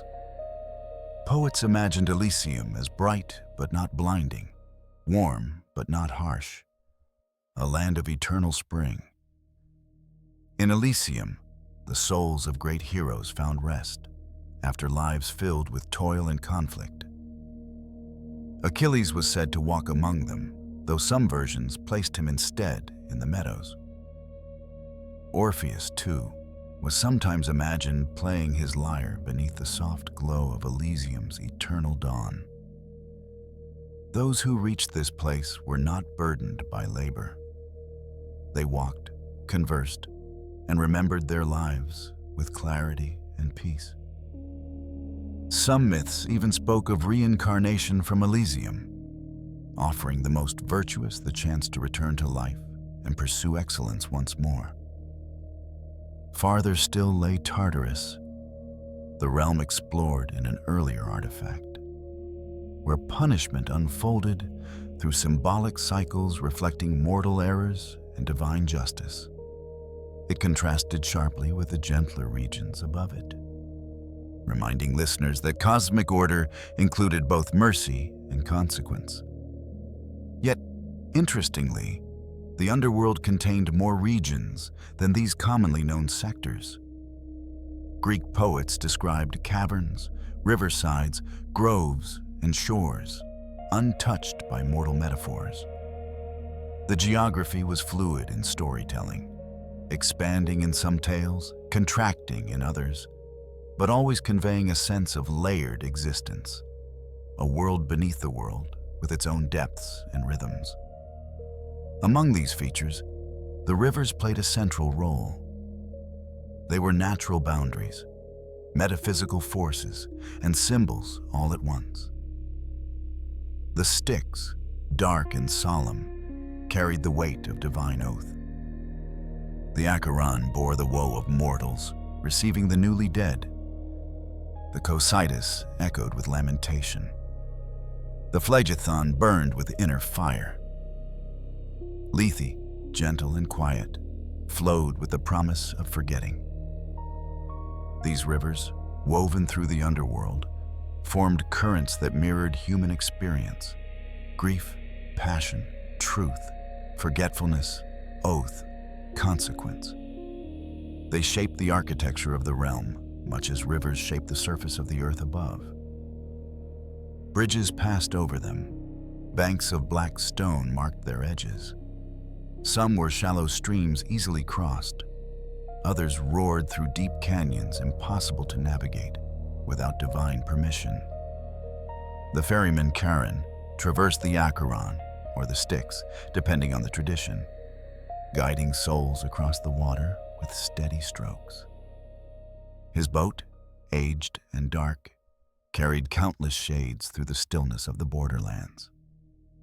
Above this entire realm, the Greeks imagined a ceiling of rock, soil, and mystery, with no sky but a muted glow that seemed to come from the stones themselves. There was no sun, no moon, no stars. Time flowed differently, soft, unhurried, undivided by day or night. The underworld was eternal twilight, its light quiet and ambient, shaped by the presence of Persephone when she dwelled there, and softened by the rhythm of souls drifting through its wide landscapes. And yet, despite its solemnity, the underworld was not a place defined by fear. In the Greek imagination, death was a certainty, not a punishment in itself. Hades did not seek worship or revel in torment.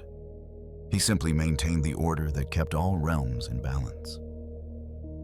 The palace of Hades reflected this dignity. Its corridors were long and serene. Carvings upon the walls portrayed ancient myths, not to intimidate, but to remind. Stories of Prometheus stealing fire, of Demeter searching for her daughter, of Helios witnessing all things, of the Moirai spinning and cutting the threads of life. Chambers within the palace served different purposes. Some housed the administrative tasks of the underworld: ledgers of souls, records of fates, scrolls detailing the judgments rendered by the triad of judges. Other rooms held more symbolic roles: a hall of memory where shades briefly recalled their lives, a quiet space where Persephone tended symbols of seasonal change, a meeting chamber where gods occasionally entered the realm for negotiation or counsel. In some versions of the myth, Persephone maintained a garden within the palace or nearby, a garden unlike any in the world above. Its plants did not bloom with bright colors or grow towards sunlight. Instead, they glowed faintly with internal light, their leaves shimmering softly in hues of silver, blue, and deep violet. These flowers represented memories, transitions, moments when life touched death with unusual tenderness, the parting of lovers, the silence of winter, the flicker of hope during grief. In this garden, Persephone moved with grace, tending to the quiet beauty of a realm that people often misunderstood. The architecture of the underworld also included meeting places for shades, spaces where families reunited briefly, where friends found one another, where warriors remembered battles long past. These scenes were not marked by joy or despair. They unfolded with calm recognition of the distance between life and afterlife. In this domain, emotion was softened, filtered through the veil of death. And yet, memory still mattered. Shades carried the faint impressions of their lives, like echoes in a deep cave. They remembered the shape of their homes, the sound of their children's laughter, the rhythm of the sea, or the glow of torchlight on a festival night. These memories did not torment them. They simply drifted through their consciousness, softened by time, by the calm air of the underworld, and by the reality that all things eventually fade. In this way, the underworld functioned not merely as a place of residence for the dead, but as a vast, symbolic map of human experience, reflecting honor, guilt, neutrality, heroism, tragedy, and transformation. It was a landscape shaped by the consequences of life and the laws of cosmic balance. Persephone's seasonal movement between the worlds added another layer of meaning to the architecture of this realm. When she returned to the upper world, bringing spring, the underworld experienced a subtle shift. Shades drifted more quietly.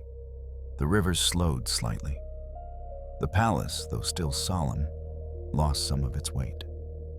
When she returned each autumn, the underworld brightened faintly, as though welcoming home a queen whose presence balanced the entire realm. Thus, the Greeks imagined the unseen world with remarkable nuance. It was not simply a kingdom of darkness, nor a place of punishment or reward alone. It was a cosmos unto itself, structured, meaningful, and deeply connected to the rhythms of mortal existence. The palace of Hades, standing firm in the center of that realm, symbolized the steady, unchanging reality of death. But through Persephone, through the meadows, through the rivers, and through the judgment of the ancient kings, the underworld held not only stillness, but balance. Not only endings, but transformation. And in this ancient vision, listeners across generations found a strange comfort. The idea that even in death, order prevailed. That the unseen world, though solemn, was carefully maintained. And that within its architecture lay the same timeless harmony that shaped the stars, the seasons, and the lives of mortals upon the earth. Among all the layers of the Greek underworld, amidst its meadows, halls, rivers, and shadowed caverns, there existed a deeper dimension. A realm of meaning woven not only from myth, but from ritual, mystery, and quiet philosophical reflection. In this dimension resided the spirits and daimons who moved between worlds. The teachings of the Eleusinian mysteries whispered to those seeking deeper understanding, and the delicate, invisible threads connecting memory, identity, and the possibility of rebirth.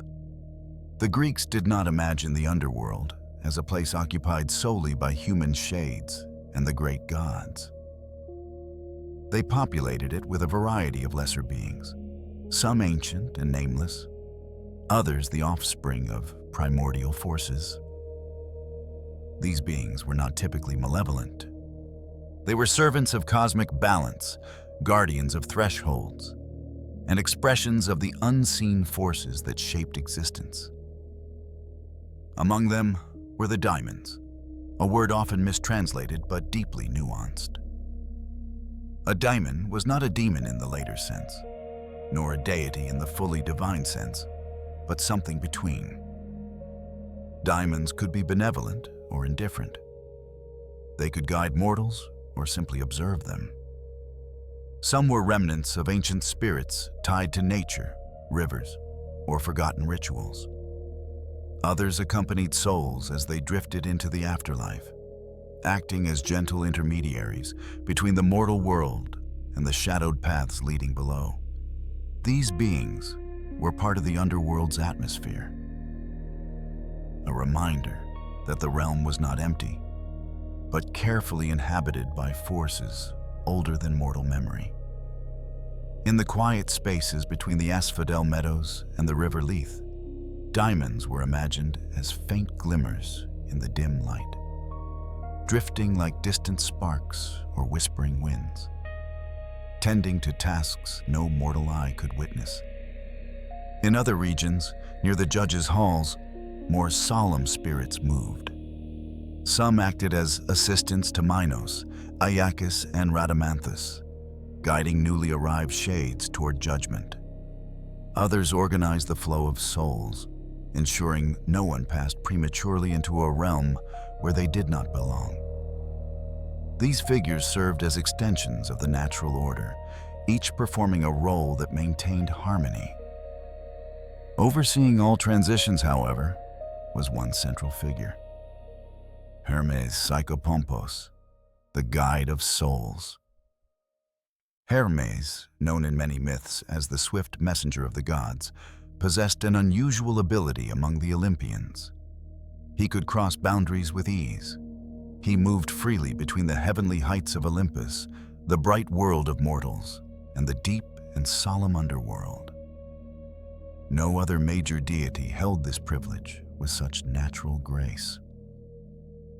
In his role as Psychopompos, the soul guide, Hermes did not judge the dead or rule over them. He did not command nor punish.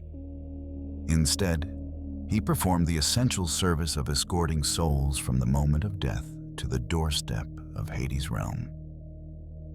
He was present at the threshold, a point neither fully mortal nor fully divine, guiding the newly departed with calm efficiency. The Greeks often depicted this process with tenderness. When a person died, there was no harsh tearing from the world. Instead, Hermes arrived subtly, an unseen presence that gently separated the soul from the body, easing the transition. The soul, still disoriented by the change, recognized in Hermes a comforting figure, someone who understood all realms and belonged to none exclusively. He led them along winding paths, across fields dimmed by the twilight of endings, toward the river that marked the beginning of the underworld. Hermes' presence in the underworld symbolized the permeability of boundaries. Not that mortals could return easily from death, but that certain forces could move between realms when necessity demanded. His role reminded listeners that death was not a violent rupture, but part of a cosmic journey, guided by a deity who understood humanity deeply. Yet even Hermes could not determine the fate of the souls he guided. Once he delivered them to the banks of the Acheron, or, in some versions, the Styx. The soul's path was shaped by deeper metaphysical laws. Here the judges presided. Here the soul confronted the natural consequences of life. And here the river Lethe, with its waters of forgetfulness, awaited many. Lethe played a central role in the metaphysical landscape of the Greek underworld. Its waters were smooth and silent, holding within them the power to erase memories of earthly life. For many shades, drinking from Lethe brought peace, allowing them to release the burdens of grief, fear, guilt, or longing. Without these memories weighing upon them, they moved through the meadows with calm neutrality. But the act of forgetting carried profound significance beyond simple rest. In some philosophical traditions, the Greeks believed that Lethe was a necessary step for rebirth. Souls who drank deeply could be sent back to the world above, reincarnated in new forms, untethered from the memories of their previous existence. This belief was not universal across Greek culture, but it held particular importance in the teachings of the mystery religions, especially the Eleusinian mysteries. The Eleusinian mysteries, perhaps the most sacred rites of ancient Greece, offered a perspective on death and rebirth that illuminated the underworld in a softer, more hopeful light. These mysteries, held in Eleusis near Athens, revolved around the story of Demeter and Persephone, the story explored earlier in this series. Initiates of the mysteries, who swore secrecy and carried their insights to the grave, experienced rituals that symbolically reenacted Persephone's descent and return. The descent represented death. The return represented rebirth. Understanding this cycle brought comfort. It suggested that death was not annihilation, but transformation. It reflected the agricultural cycle. Seed buried, sprout rising, harvest returning to seed, that shaped Greek understanding of life's rhythms. The Eleusinian mysteries taught that the underworld was not merely a place of endings, but a realm of profound, silent wisdom. Through Persephone's journey, the mysteries imparted the idea that souls, too, might experience their own form of renewal. In some Orphic traditions, tied to the teachings associated with Orpheus, this renewal took on a clearer structure. Certain texts, found on ancient gold tablets buried with the dead, offered instructions to the soul. These inscriptions described paths to follow, rivers to avoid, and addressed to Persephone and other underworld powers seeking a favorable fate. The soul, in these teachings, was encouraged to bypass Lethe and instead drink from the Mnemosyne spring, the fountain of memory, preserving identity through the process of rebirth. These Orphic ideas were not mainstream for all Greeks, but they added a rich philosophical layer to the underworld's myth. They suggested that memory and forgetfulness were not merely passive states, but active forces shaping the soul's journey. Meanwhile, above these abstract teachings, the underworld itself remained a place of thoughtful architecture. The boundary between life and death was not imagined as a hard, physical wall, but as a gradual shift. Like dusk deepening into night, shades did not appear instantly upon death. They transitioned gently, guided by Hermes, their essence slowly adapting to the muted environment of the underworld. In Homer's descriptions, the shades retained faint awareness and emotion. In later works, they became more ethereal, shaped by philosophical ideas about the soul. Regardless of variation, the Greeks maintained a consistent belief. The underworld was orderly, structured, and deeply connected to the logic of cosmic balance. The presence of daimons, judges, guardians, and guides reflected the complex workings of this realm. They were not merely characters, but representations of forces: memory, justice, transition, protection. Their roles were woven into the architecture of the afterlife, each supporting the greater whole. Even mythical heroes interacted with these forces. Heracles, as described earlier, descended under Hermes' guidance. Orpheus passed the guardians through music, touching the metaphysical currents that existed between realms. Odysseus encountered shades who taught him profound truths. These stories illustrated that the underworld, though solemn, held knowledge worth seeking. Knowledge itself became part of the underworld's atmosphere. The realm was imagined as a place where truth, stripped of mortal illusion, could be glimpsed in its bare essence. Conversations with the dead brought insight unavailable in life. Prophets, like Tiresias, retained their wisdom beyond the grave. Heroes returned from the realm changed, their understanding deepened. All of this, the spirits, judges, daimons, Hermes, the rivers, the mysteries, formed a coherent metaphysical landscape. It was a realm that explained the boundaries of mortal life while offering glimpses into the mysteries beyond. The boundary between life and death, though firm, was not cruel. It was a natural limit, respected by gods and mortals alike. Death was not depicted as a monstrous force, but as a guardian of cosmic rhythm. Hades upheld this rhythm, Persephone softened it, Hermes traversed it, and the mysteries taught mortals how to interpret it. In this way, the underworld served as both an ending and a beginning, a space of silence and truth, of rest and reflection, of forgetfulness and memory. It was not a land of terror, but of understanding, a place where the ancient Greeks situated some of their deepest questions and their most enduring stories. Through the gentle unfolding of these myths, listeners across time found quiet reassurance. The world below reflected the world above. Even in its shadows, there was order. Even in its silence, meaning. And even at the boundary between realms, a soft, eternal rhythm connected every living being to a vast and timeless whole. While many stories of the Greek underworld spoke of inevitable journeys and gentle transitions, some myths depicted mortals who crossed into the realm through boldness or misguided ambition. These tales added complexity to the underworld's mythic landscape, illustrating not only the solemn acceptance of death, but also the limits placed upon mortal desire.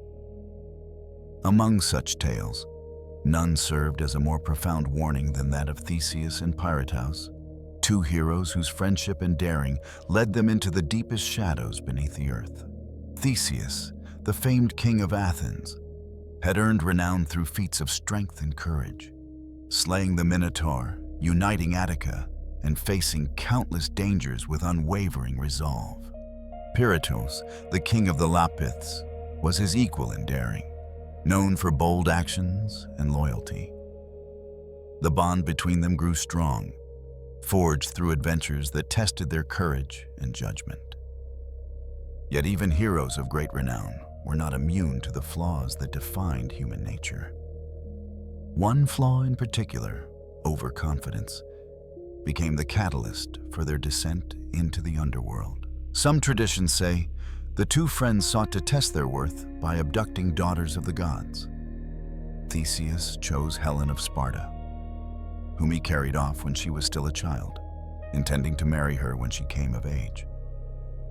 His audacity, though questionable, paled beside the ambition of Pirithous. He wished to claim Persephone herself, the queen of the underworld, wife of Hades, as his bride. Such a plan revealed not courage, but a lack of understanding regarding the sacred boundaries that govern divine realms. Yet Theseus, bound by friendship and a sense of shared daring, agreed to accompany him. Together, they descended into the underworld. Their passage was not like that of Heracles, accompanied by divine approval, nor like Orpheus, whose music softened the thresholds. Instead, Theseus and Pirithous entered as mortals driven by ambition without sanction. Their purpose fundamentally misaligned with the underworld's order. When they reached Hades' palace, the god received them with calm, inscrutable composure. He did not rage. He did not cast them into Tartarus immediately. Instead, he offered them the hospitality of his table, inviting them to sit upon a great stone bench. Theseus and Pirithous accepted, unaware of the trap laid before them. The stone seized them the moment they sat. Their flesh fused with the cold rock. Their bodies became as heavy as mountains. They found themselves unable to rise, unable to shift, unable even to fully understand the magic that held them. The stone became their prison, a reminder that the underworld enforced its laws not with fury, but with unyielding firmness. In some versions, serpents or spectral forces guarded them. In others, the mere weight of the stone and the solemn authority of Hades were enough. Pirithous remained trapped forever. Theseus, however, was eventually rescued, but not through his own power. When Heracles descended into the underworld on his final labor, he recognized Theseus and attempted to pull him from the enchanted seat. The earth trembled as Heracles tugged, and though Theseus was freed, pieces of the stone clung to his body, a lasting mark of his transgression. Pirithous, bound more deeply by intention and ambition, could not be saved. His fate illustrated an important truth. The underworld was not a place to be entered recklessly. Even the greatest heroes could not disrupt the realm's order without consequence. This tale, drifting through centuries of storytelling, emphasized the boundary between mortal desire and the cosmic laws governing life and death. Heroes might test gods, rival monsters, or reshape kingdoms. But the underworld demanded humility because it represented forces older and deeper than any mortal aspiration. These forces found their most ancient expression in the Moirai, the Fates. The Fates existed beyond the rule of Zeus, beyond the reach of Hades, beyond the understanding of mortals. They were three sisters, Clotho, Lachesis, and Atropos, who governed the thread of every life. Clotho spun the thread at birth. Lachesis measured its length, determining its contributions and trials. Atropos cut it, ending its course. Their work was quiet, inevitable, and unyielding. The Moirai did not judge. They did not punish. They did not reward. They simply enacted the rhythms of existence. Even the gods spoke of them with reverence. For the Fates embodied the oldest laws, the laws that govern the rise and fall of worlds. Within the underworld, their presence was not directly depicted, yet it was deeply felt.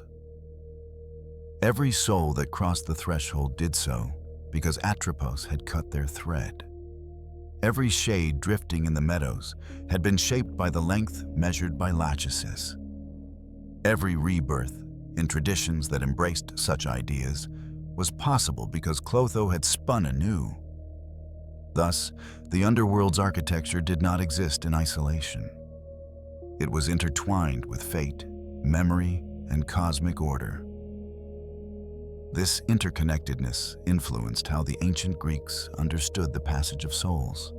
Death was not the violent interruption of life, but the natural fulfillment of one's thread. Whether long or short, joyful or sorrowful, heroic or ordinary. The underworld offered a place for the soul to continue in a new state, reflective, quiet, and bound to truths revealed only in the silence of eternity. The journey began with Hermes guiding the soul gently away from the mortal body. The shades drifted to the river, took their place among countless others, and awaited Charon's ferry. The judges assessed their actions not with cruelty, but with clarity.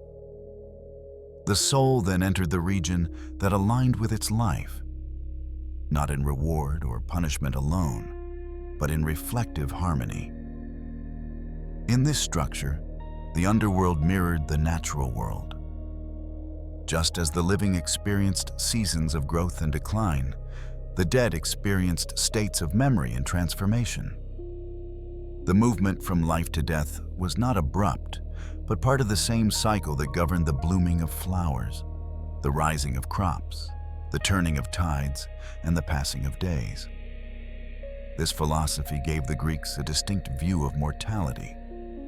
Death was unavoidable, but it was not senseless. It was woven into the cosmic fabric as a necessary force, one that shaped existence by giving meaning to time. The story of Theseus and Pirithous illustrated the sanctity of these laws. The tales of Orpheus, Odysseus, and Heracles revealed the extraordinary circumstances under which mortals might brush against them. But no story ever suggested that mortals could undo mortality itself or escape the underworld's order indefinitely. The underworld's cosmic role extended beyond simple management of souls. It served as a boundary that kept the world intact. Without death, the Greeks believed, life would lose its purpose. Without Hades, chaos would spill upward, disrupting the careful balance established by the Olympians. The underworld was the foundation upon which the living world stood. This sense of balance echoed in the ancient philosophical schools. The Pythagoreans spoke of the soul's journey through different forms. The Platonists described the soul's longing for truth, hindered by the distractions of the flesh and realigned after death. The Orphics imagined purification and return. All these perspectives, in different ways, treated the underworld as a necessary part of cosmic harmony. Even art reflected this understanding. Vase paintings depicted the dead not as grotesque figures, but as quiet, drifting shades. Relief sculptures showed Persephone gently receiving visitors, or Hades seated with authority devoid of malice. The myths reinforced not terror, but inevitability, solemnity, and rhythm.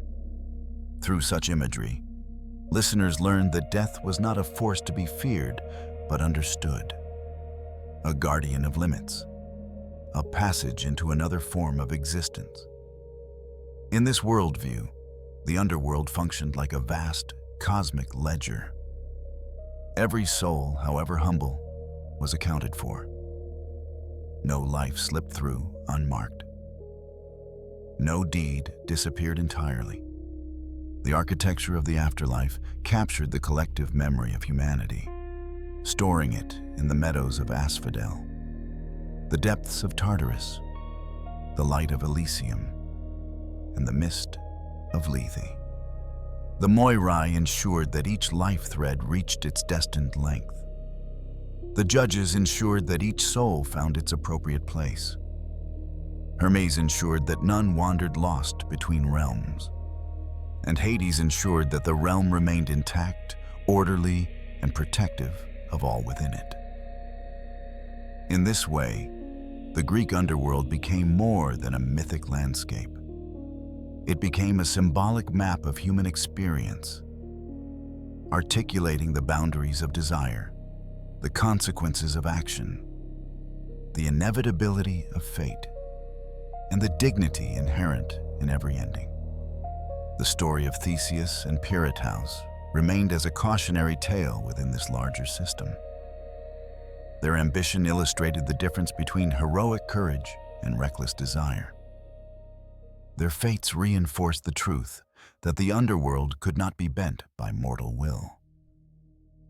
Yet even in this warning, there was something quietly comforting: the certainty that the cosmos maintained order. The rhythms governing life and death were not subject to arbitrary whim, but flowed from principles older than gods and more enduring than kingdoms. As listeners drifted through these myths, the underworld became not a place of terror, but a place of understanding. A reminder that behind every mortal moment lay a vast, ancient structure of meaning. And when the final chapter of life came, each soul entered a realm not of chaos, but of calm, where the echoes of the world above softened into timelessness, and where every being found its rightful place in the great and eternal cycle. In the long tapestry of Greek myth, the underworld stood as one of its most enduring structures, a place imagined not merely as a destination after death, but as a realm shaped by ancient forces, timeless cycles, and the quiet laws that governed both mortal and immortal existence. Over centuries of storytelling, poets, philosophers, and listeners came to see the underworld not as a single environment, but as an entire world beneath the world, layered with meaning. In its rivers and meadows, its halls and caverns, its guardians and judges, the Greeks found a reflection of the nature of life itself. This final descent begins not with a hero, nor a terrified mortal soul, but with the realm as it exists eternally.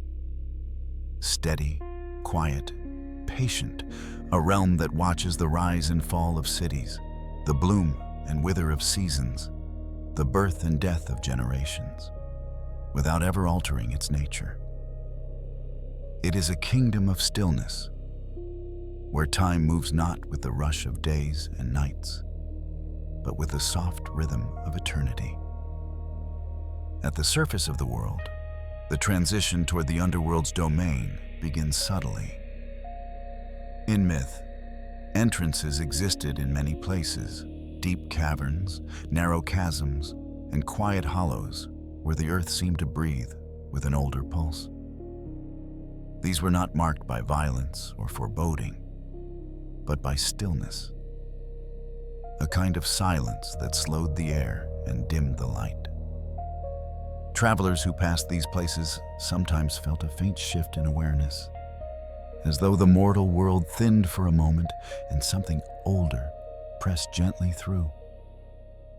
A reminder that beneath the soil lay another realm with its own structures and stories. The descent began with boundaries, familiar ground giving way to shadowed passages of stone. Caverns opened like natural corridors, their walls veined with mineral light, faint, steady, and unchanging. Along these pathways, ancient travelers imagined the presence of spirits and diamonds, unseen but constant, whose task was to maintain the separation between realms. These beings did not confront or frighten. They existed as part of the unseen architecture, ensuring that each soul moved along its destined course. As the descent deepened, the air cooled. The weight of the earth above pressed down in a gentle but unmistakable way. The sounds of the upper world, wind in trees, distant waves, the shifting calls of birds, faded gradually, replaced by a soft, cavernous hush. This silence was not empty. It carried the feeling of being in a space where stirring forces of life no longer dominated. Here, order prevailed in its purest, calmest form. Further down, the first river appeared. Whether imagined as the Acheron, Styx, or another ancient stream, the river marked the beginning of the underworld proper. Its waters flowed with a slow, heavy current, their surface reflecting the dim cavern light in muted ripples. The Greeks described these rivers with reverence. The Acheron carried sorrow, yet its sorrow was gentle, an echo of all the griefs that mortals released at the moment of death. The Styx carried oath, the solemn weight of unbreakable truth. Cocytus carried lamentation, a soft murmur of voices long faded. Each river symbolized something essential, something that persisted in the world even after life ended. Along the banks of these rivers, shades gathered. They drifted without urgency, their forms pale and translucent, shaped from the last impressions of mortal life. They did not moan or wander angrily. They moved with calm neutrality, unburdened by the physical demands of living. Their faces carried faint expressions, traces of joy, sorrow, longing. But time softened these emotions until they became quiet memories. In many depictions, the ferryman Charon waited at the water's edge, his small wooden skiff rocking gently on the current. Wrapped in a worn cloak, he held his oar with centuries of familiarity. His expression rarely changed, not from coldness, but from timeless duty. He ferried soul after soul, never hurrying, never delaying. His presence represented the impartial nature of death. Every soul crossed eventually, and none crossed alone. Once the ferry carried the shades across the river, the realm opened into its full expanse, a vast underworld with multiple regions, each suited to the type of existence awaiting the dead. The Asphodel Meadows, stretching far beyond sight, formed the central landscape. These were fields of pale flowers, their petals soft and ghost-like, swaying in a wind that seemed to move through the fabric of the realm itself. Shades wandered these meadows in quiet contemplation. They did not suffer. They simply existed, their memories gentle and blurred. The meadows symbolized the ordinariness of mortal life, the countless individuals whose lives were neither heroic nor wicked, but simple and human. Traveling across these plains, the underworld structure became increasingly visible. Stone pathways emerged, carved not by mortal hands, but by the natural shaping of the realm. These led to caverns, bridges over dark streams, and groves of trees whose branches bore faint luminescence. Even the trees of the underworld held symbolism. Some represented memory, others forgetfulness. Still others, the passage of seasons, as reflected in Persephone's eternal rhythm. The palace of Hades rose at the center of this organized landscape. Its architecture, though shaped from shadowed stone, was majestic. Walls of dark metal-veined rock shimmered softly with internal light. Pillars carved with ancient symbols stood tall in long rows. The halls inside were vast, each echoing with a gentle stillness. No chaotic shadows lurked here. The realm was too orderly for that. Instead, a muted glow emanated from the very stone, illuminating the corridors in perpetual twilight. In the great throne room, Hades and Persephone sat together. Hades possessed the quiet authority of someone who ruled not through force, but through constancy. He was the unseen force behind the order of death, the guardian of boundaries that kept the cosmos balanced. His expression, solemn though never cruel, reflected the impartiality of his realm. Persephone, luminous even in the underworld's muted light, balanced his stillness. Her presence softened the edges of the realm, bringing the memory of spring, the suggestion of change, and the cyclical rhythm of nature. She was not a captive queen, as some later misinterpretations imagined, but a sovereign figure whose dual existence, above in the sunlight and below in the shadows, linked the two worlds in a harmonious cycle. From this central palace radiated the administrative and spiritual structures of the realm. One of the most important roles was played by the judges of the dead, Minos, Iacchus, and Rhadamanthus. Their halls stood not far from the palace, marked by pillars of pale stone and a floor polished smooth by centuries of passing shades. Here, souls received guidance, not condemnation. The judges listened to the stories of each life, weighing deeds, intentions, and consequences. Their judgments were not punitive but clarifying. They determined the most fitting place for each soul to dwell. For most, the decision led to the Asphodel Meadows, where a peaceful neutrality awaited. For others, especially the heroic or virtuous, the path led to the Elysian fields.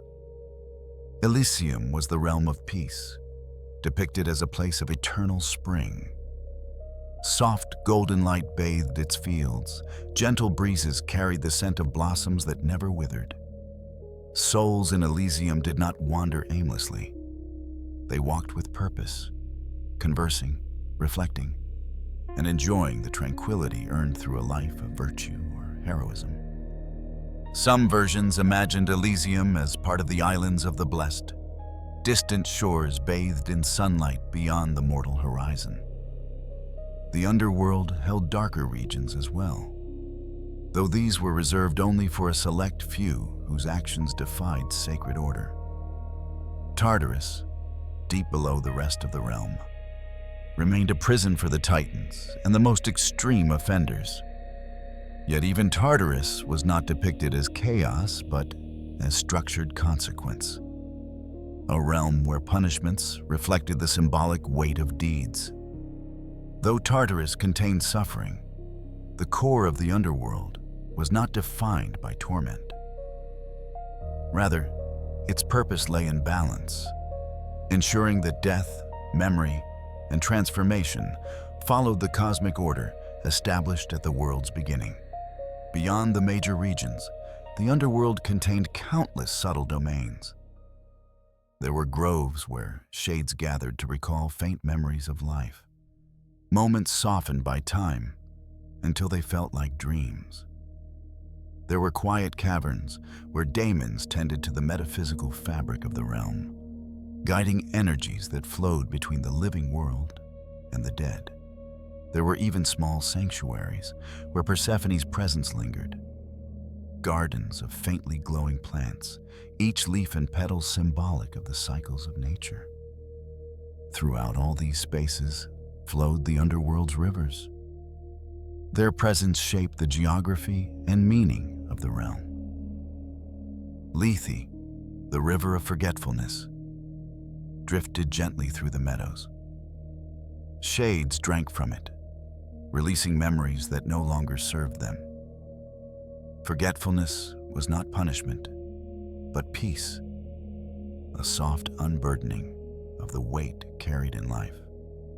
The waters rippled softly, emitting a faint glow that soothed all who approached. Styx, solemn and dark, flowed as the boundary of divine truth. Even the gods swore oaths upon it, for Styx represented the unbreakable nature of cosmic law. Cocytus murmured with quiet lamentation, a river where sorrow, not pain, lingered like a soft echo. It was not a place of torment, but of reflection, reminding listeners that grief itself was part of the human experience. Acheron, often described as the river of woe, carried shades toward their first threshold. Its waters were heavy with the transition between worlds. Along its banks, Hermes delivered souls into Charon's care. Phlegethon, the river of fire, wound deep through Tartarus, its flames representing passion and destructive emotion. Yet even here, symbolism triumphed over cruelty. The fire was not physical agony, but the metaphysical manifestation of power unchecked. Together, these rivers formed the veins of the underworld, a network of meaning flowing through the realm's structure. In the quieter regions between these rivers, the presence of ancient spirits added texture to the underworld's atmosphere. Some of these spirits were the guardians of places, embodiments of caves, caverns, or sacred springs. Others supported the judges or tended to the meadows. Still others, like the Erinyes, carried out the will of cosmic justice, ensuring that certain crimes did not fade upon death. Above all these forces hovered the unseen influence of the Moirai, the Fates.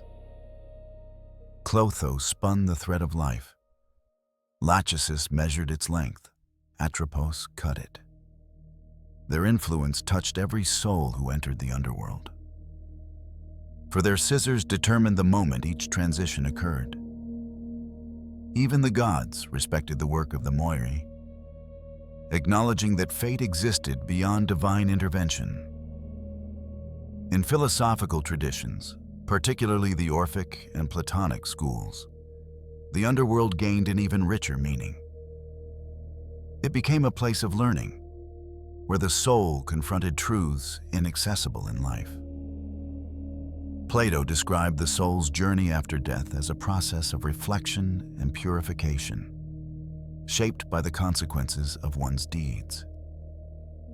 Though these interpretations varied widely, they all agreed on one point.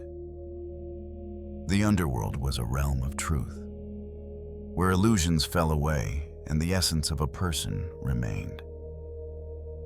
In this sense, the underworld served as the silent mirror of life. It preserved the moral and metaphysical laws that shaped existence.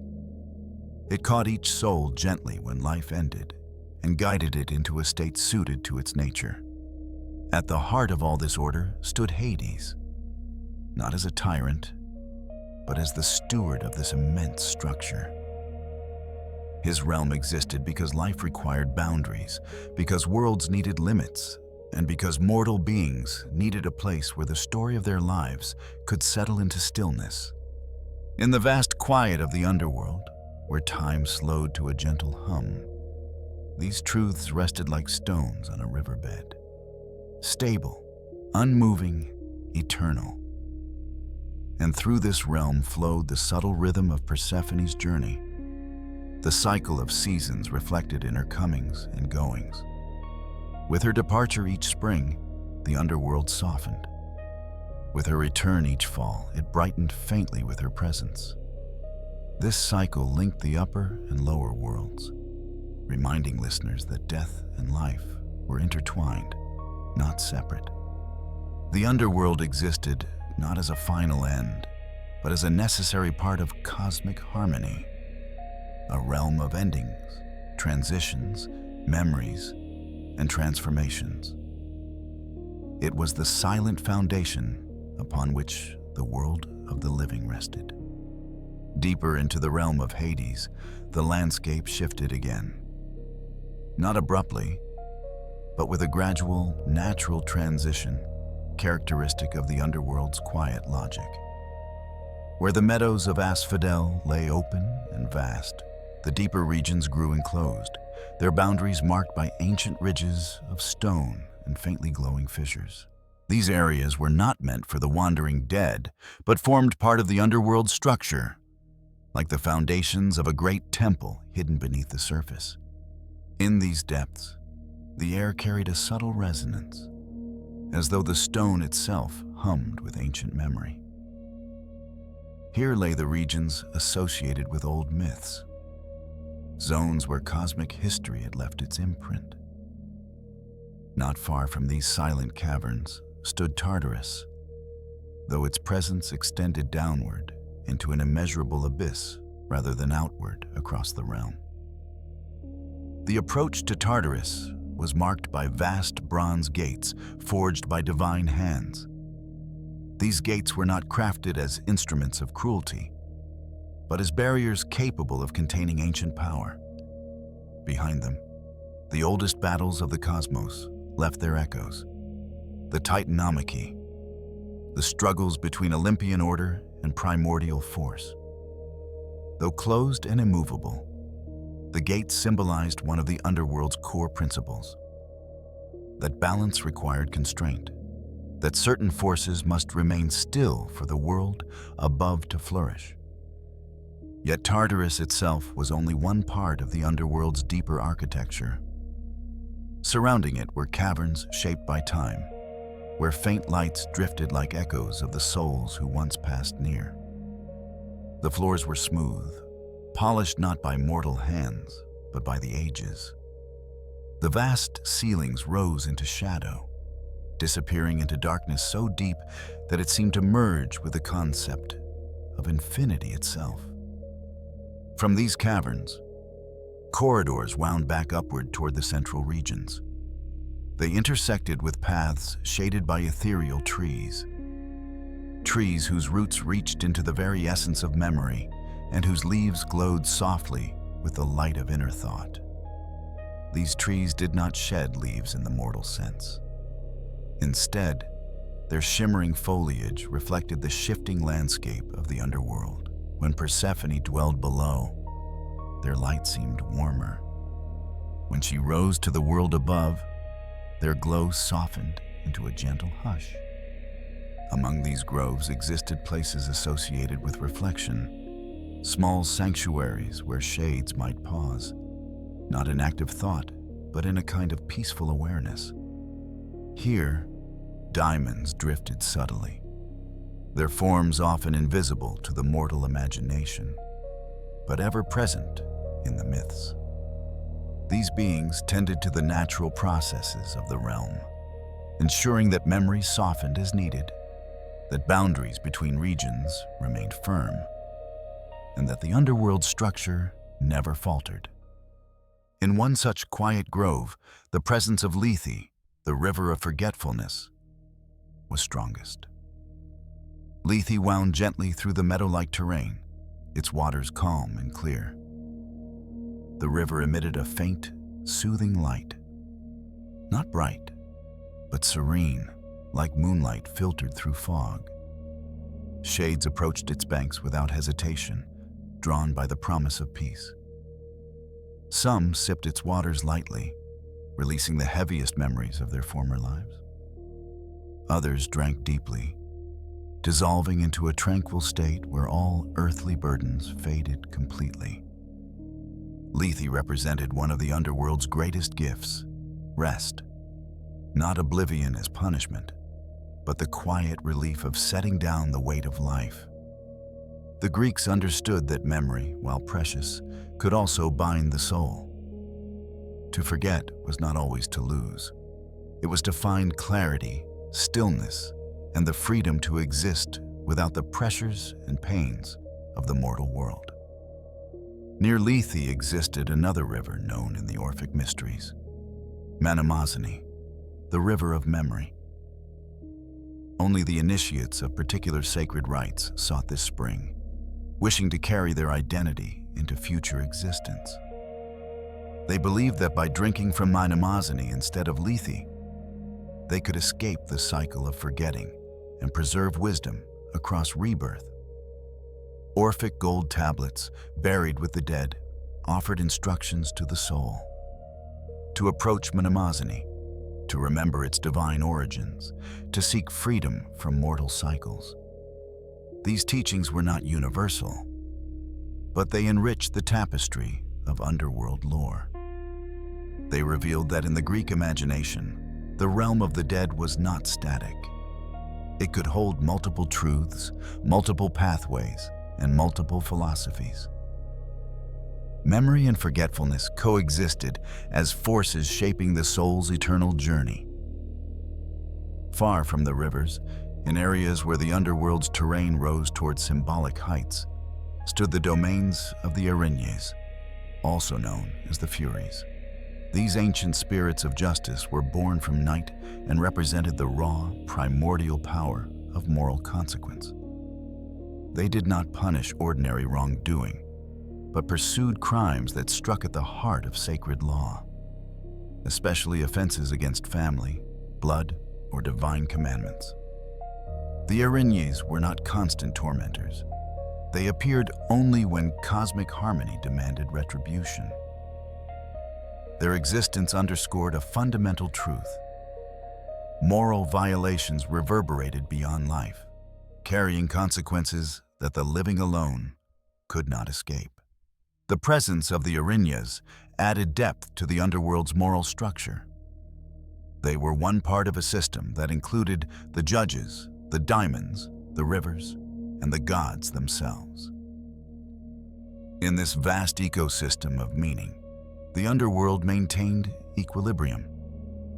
Not far from these somber regions lay spaces shaped by softer forces, places where Persephone's presence was felt most strongly. These areas were often imagined as glowing gardens, filled with plants that reflected the underworld's quiet beauty. The flowers glimmered in subtle hues, pale blues, silvery whites, soft violets. Colors found not in sunlight, but in starlight or moonlit shadows. Some myths suggested that Persephone tended these gardens, nurturing their ethereal growth. Others claimed the gardens grew naturally from her presence, symbolizing the delicate balance between life and death. Even though the realm below was devoid of sunlight, Persephone carried within her the essence of renewal.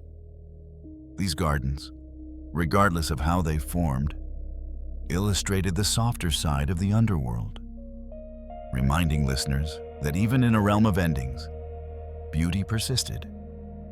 The presence of beauty in the underworld may seem unexpected to modern ears, but for the ancient Greeks, beauty and death were not opposites. They were intertwined, both part of existence's intricate fabric. Flowers that bloomed in the upper world eventually wilted. Fruits that swelled with sweetness inevitably fell. Through the myth of Persephone, The Greeks understood that renewal came after decline, and that the underworld played an essential role in this endless cycle. As the descent continues, the realm reveals its most philosophical aspects. The Greeks, particularly through the teachings of Plato and the Orphic tradition, treated the underworld as a place of truth. Life, with its distractions, ambitions, loves, sorrows, and passions, clouded understanding. Death stripped away these layers, leaving the essence of each individual, what they valued, what they pursued, what they feared.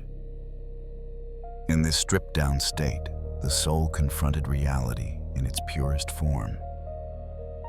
Some souls moved through the underworld with clarity, ready to enter Elysium or ascend the gentle meadows.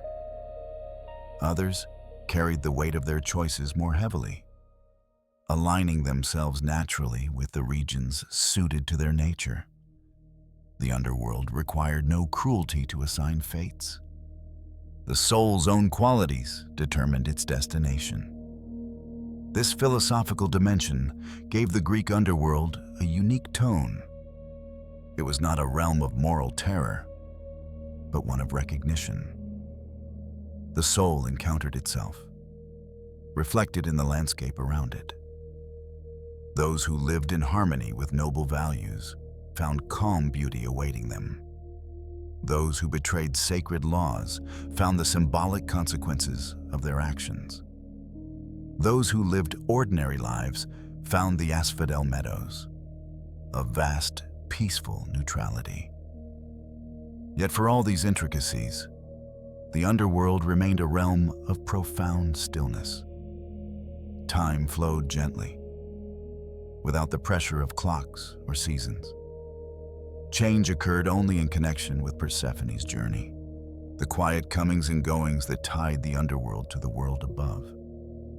When she rose each spring, bringing life back to the mortal realm, the underworld experienced a subtle shift, as if the entire domain exhaled softly. When she returned each autumn, its glow deepened, its rhythm slowed, and its balance was restored. Through these cycles, the underworld served as the anchor of existence. Without its stillness, the world above would lose meaning. Without death, life would lose urgency. Without forgetting, memory would overwhelm. Without boundaries, chaos would rise. This logic, ancient, intuitive, and deeply poetic, shaped Greek myth for centuries. The underworld was the unseen foundation upon which everything else rested. It belonged not only to Hades and Persephone, but to the order of the cosmos itself. In the storytelling traditions of Greece, listeners sometimes imagined the underworld not as a distant land beneath the earth, but as a realm that coexisted alongside life. When humans slept, when they dreamed, when they experienced profound sorrow or deep reflection, in those moments, they felt the underworld's presence, the quiet, shadowed, timeless quality of existence just beneath ordinary perception. This idea, never made explicit in myth, but felt intuitively, brought comfort. It implied that the underworld was not alien or hostile, but part of the same world mortals inhabited. A different aspect, yes, but not a foreign universe. It was the world's ancient, patient half, holding memories, endings, and cycles in gentle stewardship. In certain mysteries and philosophical schools, the underworld was even linked to knowledge. To descend into its metaphorical depths through meditation, ritual, or philosophical contemplation was to encounter truths hidden beneath the noise of everyday life. These truths included the inevitability of change, the nature of self, the flow of time, and the interconnectedness of all things. Thus, the mythic descent became a symbol. Heracles, Orpheus, Odysseus, Aeneas, in later Roman tradition, each represented not just heroic journeys, but explorations of what lay beneath the surface of human consciousness. The underworld was the place where answers could be found. And now, returning to the landscape itself, the final image of this great realm comes into gentle focus. A panorama of eternity. The meadows stretch softly in the dim light. The rivers flow with purpose, each carrying its symbolic current. The palace stands firm, its dark pillars rising like ancient sentinels. The judges perform their work with patient clarity. The spirits drift in quiet patterns. Persephone tends the mysterious gardens. Hades oversees the realm with dignified stillness. And through it all, the underworld breathes. Not in the way mortals breathe, with lungs and air, but in the slow pulse of cosmic order. A pulse felt in the cycles of seasons, in the endings that shape beginnings, in the memories that shape identity, in the transformations that shape eternity. This final sweeping vision of the underworld reveals its essence. A realm of balance, structure, and quiet truth. A realm where the soul rests in the presence of order older than the gods. A realm where myths find their deepest meaning. A realm where silence is not emptiness, but peace.